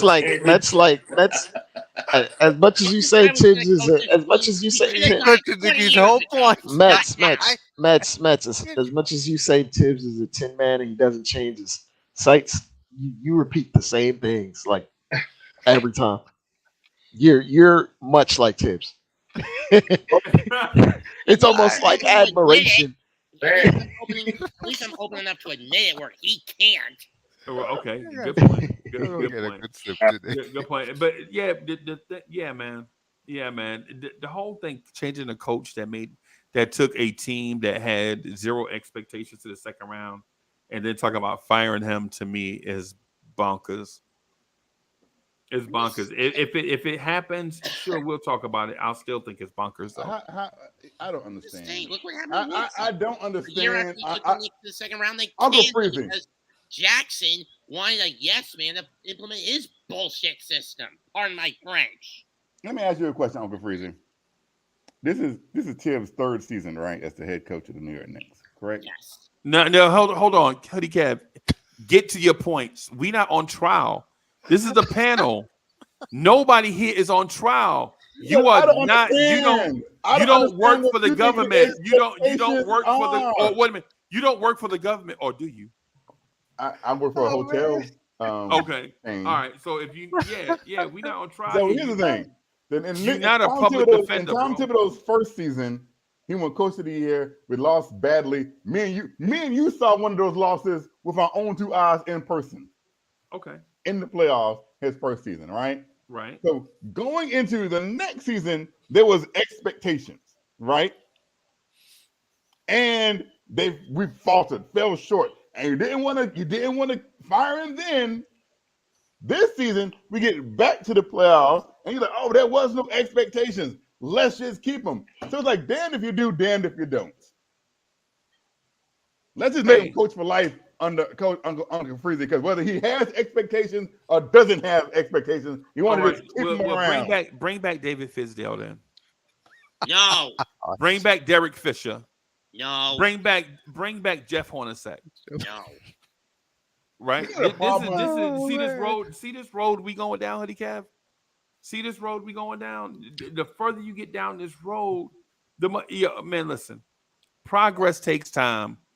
And I understand that you want to microwave the process, but skipping steps keeps you in the same situation. So I just literally said 3 of the last 4 NBA head coaches that have won championships have been fired. So why can't Tibbs get fired? 3 out of the last 4 NBA championship coaches have been fired. But you want to keep Tibbs because we got to keep the process.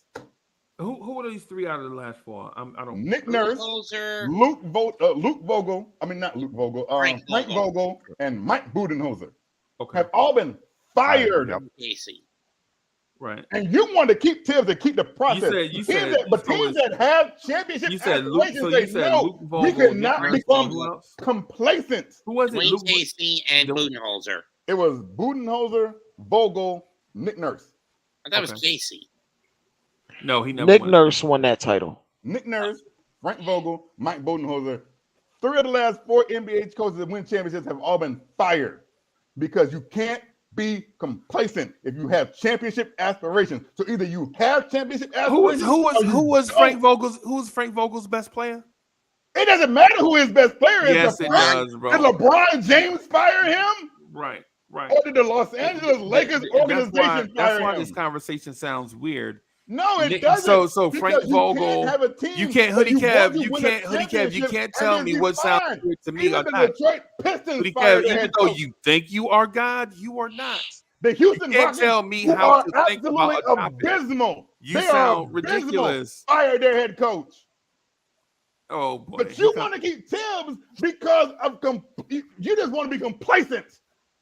So now you know what's in my mind. The best team. So now you're the process. The best record in the NBA that has championship aspirations just fired their head coach because he did not live up to expectations. You either have expectations or you don't. What are your expectations? You want to keep Ted. Expectation of losing instead of speculating. Expectations. Hoodie Kevin. If your expectations is to be mediocre, keep Tibbs. If you want to be mediocre, keep Tibbs around because I guarantee you that's what you'll be. You gonna guarantee? So now you guaranteeing stuff, so you still God. Yeah, I'm Joe Willie Namath. Yeah, I'm guaranteeing it. You do know Joe only won that Super Bowl ring because he made a deal with the devil. That's what they say. And I think it's the same deal with the Knicks. Willis Reed made a deal with the devil to keep his leg intact for that title match in '73. And guess what? They still play that clip today. We have that. But it was still a move that was the biggest piece of a Faustian bargain. In the same way, Namath made that guarantee in front of the press before Super Bowl III. Right, but your blood pressure going up, man. You gotta relax. I miss Kev, man. And the thing is all those coaches that Hoodie Cam said got fired. Think about the players that were on their roster. LeBron, AD, Kawhi Leonard was on the thing. Everyone listening. Budenholzer. Next time Uncle Freezy gaslights Julius Randle. Yo, so Nick Nurse had Kawhi, Budenholzer had Giannis, and Vogel had AD and LeBron James, and he is saying the same point over and over Julius Randle. There you go, Hoodie Cav. The next time you ain't gonna overtalk me. Uncle Freezy wants to gaslight our players, shut him down. Because you're either, and when he wants to make a point, Julius Randle is the second best power forward in the league. With Julius Randle. Oh, Jalen Brunson is the best point guard we had since Walt Frazier. Now it's like, is that not a fact? Is that not a fact? Is that not a fact? We don't have those caliber players on our team. So Hoodie Kev, so you want to get rid of the coach and you also want to bring in Karl Anthony Towns. You know what? I didn't mention his name. Is that true? The first time Karl Anthony Towns' name was brought up as Uncle Is Freezy. that true or false? Is that true or false? What? If it's false, I will stop saying it. What exactly? That you want Karl Anthony Towns on this team. If it's false, I'll apologize and I'll never say it again. Yes. Yes, you do want Karl Anthony Towns. He been with a cat. He been with a cat for like so 3 you're years. saying so not only do you want to change the coach, you want to turn over the roster also. What's turning over the roster exactly? Giving up a large portion of draft picks and players for one player. And I'm not doing that. That's Hoodie Kev, what if I told you Karl Towns disappears in the playoffs just as much as Julius Randle? He don't care. He don't care about that. And like I said, let me Google because I don't know what his playoff numbers are. So You can look at what he did in the last 2 playoff appearances. Abysmal, by the way. But I'm going to be blunt, Freezy, like Hoodie Kev is suggesting. That's the thing I hate with this team. They take shortcuts in terms of building it. We don't need to take another shortcut. That's directed at Hoodie Kev, not me. I don't. This is not Field of Dreams. I know. This is not Field of Dreams. If you build it, If you build it, they'll come. That's not happening. We've been trying to build for 50 years. And our house might as well be made of straw because it keeps getting blown down.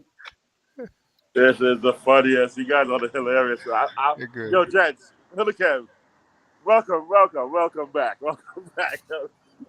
You are kind of fired through our chat. But only reason why I would keep Tibbs is because the front office firing Tibbs now may look like a failure. It'll make it look like we knee jerking. That's exactly what it is. Right. But however, that we can't exist under fire. Every time the pressure comes out on us, we knee jerk and do something ridiculous. Absolutely. So don't fire Tibbs. Move him up to the front office. Exactly. Don't fire him. That will look. No. Bring in Johnny Bryant or somebody else off the bench to coach him. Tibbs is a defensive coach. He should be an assistant. He's not a head coach. So Chop, you wanna demote? You want to demote him to demote him.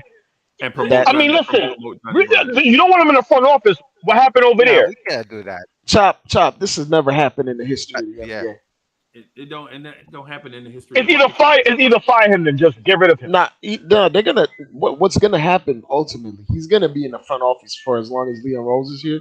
So if he's not a coach, he's just gonna be moved up to a cushy office space. He's just gonna watch every game from a suite, basically. Yeah. And I mean, you'll have his input. As a defensive coach. You'll have his input for sure. You'll have his input. Yeah. Okay. Yeah. But if they listen, all the younger guys, that's why they hired the what's the guy Yasumoto, the Chinese dude, and then Johnny Bryant. And then Johnny Bryant. It's the time of this next generation. Maybe he was there to groom them, so they might just let him go. But he should have been just a defensive coach and let these guys. And you can't demote. It never happened. You said it never happened in the history of somebody stepping down. But Chop, listen. Before Tom Thibodeau took this coaching job, have you ever heard of Johnny Bryant? Nope. Hey, Smoke, what's good, Smoke? What's poppin'? Good Smoke. I've been listening to a bunch of this nonsense where people think Johnny Bryant about to get elevated. We about to trade the whole team. What's wrong with y'all? One game, we about to lose the series. Why don't y'all appreciate the fact that we made it this far? We didn't even suspect it or to go this far. But I get it, though. It's what have you done for me lately with y'all corny Knicks fans that just all of a sudden see this rainbow over the mountain that don't exist. We're going to fire the coach, and then we're going to be back in the lottery because y'all want to get – who is these players and coaches that we replacing for? I need names. Like I said, all I said was it's either we're gonna fire him or demote him because Tibbs is a defensive coach. I'm not even talking specific to you, Chop. I'm talking about like who is we? All right, we get rid of Tibbs. Who we getting? Right? We trade these players. Who we getting? Matter of fact, the season ain't even over yet to even be having these conversations. We got a You still game got a game left. tomorrow. What are we even Right. doing? Right. I dig that, and I know I'm in back and forth, off and on. I just came back, so but I understand. I hear. And being blunt, tomorrow it's do. This is do or die tomorrow. And Smoke, you know what it sounds like to me? If I'm in the alley with Hoodie Kev and like 4 dudes jump out on us, you know what I feel like? I think Hoodie Kev gonna leave me there by myself. Hoodie Kev might trip you. Hoodie Kev might trip you. Yeah, because Hoodie Kev said that. Hoodie Kev, I think Hoodie Kev has this mantra. Hoodie Kev will be at my funeral saying stuff like, "Well, what no use in both of us dying." I'm going to sidetrack. Well, ain't no use in both of us. I'm going to sidetrack and go back a little bit. So me and City for Real was having an episode, right? And City for Real lives in Idaho, and he was doing a show from the woods, right? And I'm like, listen, City for Real, if the Blair Witch or something happens like that, I can't help. If we was together and something happened, I'm going to push you down so I can live, because there's no point in both of us dying because somebody has to live to tell the tale. And I'm a better storyteller than he is. Right. But I'm going to make it seem like you went out like a G down so he can run. And you saved my life. We You're know going to go out. The story I'm going to tell is going to be tears. We know who not to be next to in the zombie apocalypse. We know exactly who not to be exactly. Exactly. Yo. Let me answer, Smoking Nick. Let me answer you. Let me ask you this question. What's up, man? There's a team in the playoff with a rookie coach, and they're on the verge of going to the finals. Where was that team last year? That team last year was, I don't remember. Was also in the finals. It was in the finals. Come on, man. And why they lose their coach? See, if Johnny Bryant was inheriting the Boston team after Thibodeau had a scandal with one of the owner's wives, then I'd be cool with Johnny Bryant, right? No. I'm not talking about. I'm not talking about Boston. You see, that's to show you how much the progression continues. You're talking about Boston. I'm talking about the Lakers. And Nev, but the Lakers have a rookie coach. The point is that the point is that they have LeBron James and Anthony Davis, and you have Julius Randle. No matter how much you dance around this, we got Randle and Mitchell Robinson. The point is that he out here like we could fire the coach because Quentin Grimes is LeBron James. Can I make my point? We can fire our coach. We can fire our coach because RJ Barrett is Giannis, so we can fire our coach. And why do we always do this? Compare ourselves to teams that's in way better positions than us. Why don't we just compare ourselves to our situation and what we got going on? Yeah, you're right. You're right about that. Yo, you're right about that. I like that. Well said. I mean, everybody wants to make my point for me, but I can make my point myself. The point is that the progression continues. You can fire a coach and get the same results or better. So there's no reason not to fight. When people say, who's going to get better? How do you get the same results or better? How do you get the same results? Yeah, I don't know. Because it's so talent, a talented roster has nothing to do with it. Is what you're saying. I'm not talking about talent. I'm talking about the progression. So now you're talking about magic. So now it's magic. The progression about coaches getting fired. Why you just gonna pull everybody in a huddle and say a Disney story? Why we cannot replace Coach Tibbs? Yo, Nev, since my wife thought you were Jamaican, she heard your voice. I said, he's not Jamaican, but he's close enough. And we know that Freezy is not Haitian. He's more British than Haitian. So I'm going to defend you right now. I'm Cameroonian, Nigerian, and British. Exactly. So, and from Wales. He speaks Farsi. He speaks Farsi. Some patois. But Nev's point, though, is valid in that we're not saying the Knicks are going to go to the championship, that they'll do as well as they are doing right now or better. not that they're going to take him to a ring. So what he's saying is Bryant can do, right now the same thing that Tibbs can do or better. So if we get first Well, round. I like that what you said. He's going to implement something from Tibbs, but has his own nuance to it. He's going to right? probably add one more dimension, which is going to be offensive schemes and in-game adjustments that requires a sensitive coach to know what his players are capable of and not play favoritism and allow flexibility in the roster and possibly go to a 13th man like Lonnie Walker the fourth, who has been out of the rotation and suddenly comes in and wins the game against the world champions.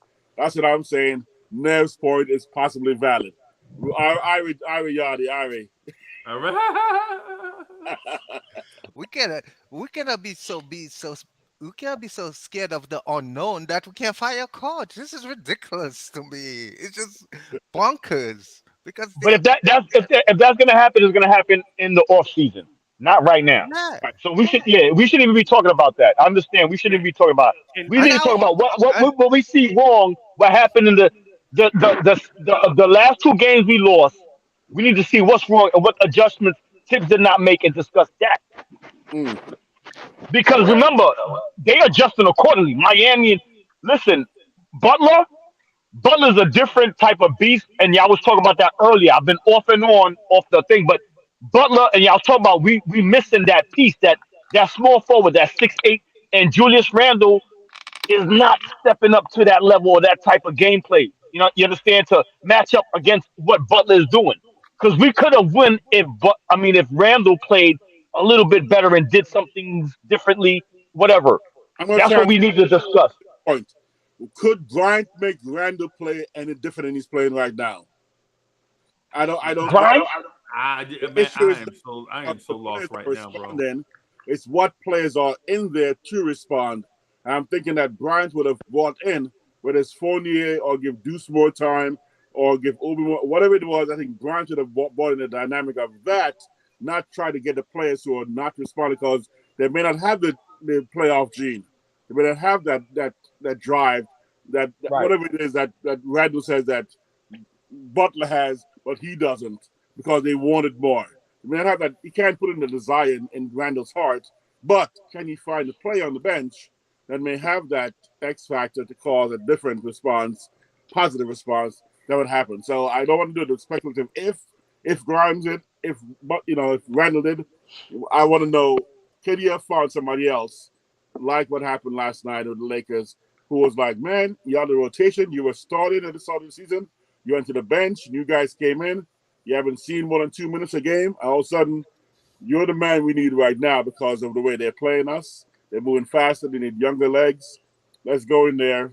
We may need an older leg, but a guy who like Fournier who's ready for the big show. And who knows, maybe even Rose, but definitely I thought at least Deuce. We shouldn't have gone from a 9-man rotation, a man gets injured, so we go to the 7-man rotation of the same group. That made no sense to me whatsoever. Right, because look at the veterans that they had with Kevin Love and the other vets. They actually performed better, and they had experience. Fournier and Derrick Rose could have been a key piece to maybe doing something different in the games where we probably could have won yesterday's game or the other one. It could have been tied up, if you will, or right now instead of 3-1, right? Or it could have been worse. That veteran presence is what we missed. Okay. I won't even, like I said, my argument wasn't anything about what this coach is currently doing. My argument is basically an off-season argument that the Knicks will come to a crossroads where they have to decide if they're going to elevate Johnny Bryant or keep Coach Tibbs, because I don't believe Johnny Bryant is going to be on this team as an assistant coach after this year. That's it. Somebody else going to hire him? Somebody else going to hire him. Okay. So that's my point. So they have. Where is he getting all That's these speculation. credentials We don't know that. He's so wanted. don't know that. You know what? I think this is a conversation we should have after, if we win or lose, after our season is over. That's the conversation.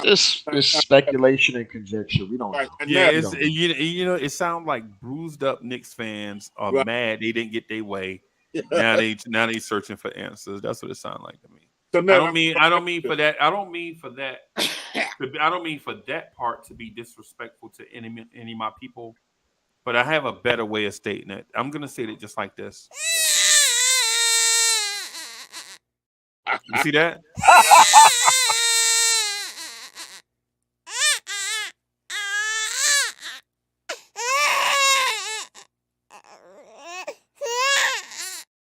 That was much less disrespectful. Hoodie Cav. That was for you, Hoodie Cav. I just wanted to throw that out there. Yo, we miss you, Hoodie Cav. I miss you, Hoodie Cav. I'm gonna say I miss you. Hey, but y'all listen. I gotta get out. I gotta run. I got a bunch of stuff that I gotta do. I appreciate the fact that y'all came here and hung out with us. You know what I'm saying? I got a couple of things that I need to do. The Knicks freestyle this evening. At some point, I got to get up with Free Keith, but we definitely rocking and rolling. And the Knicks at Night podcast, we definitely jumping on banging heads, man. I'll holler at y'all later, man. All right.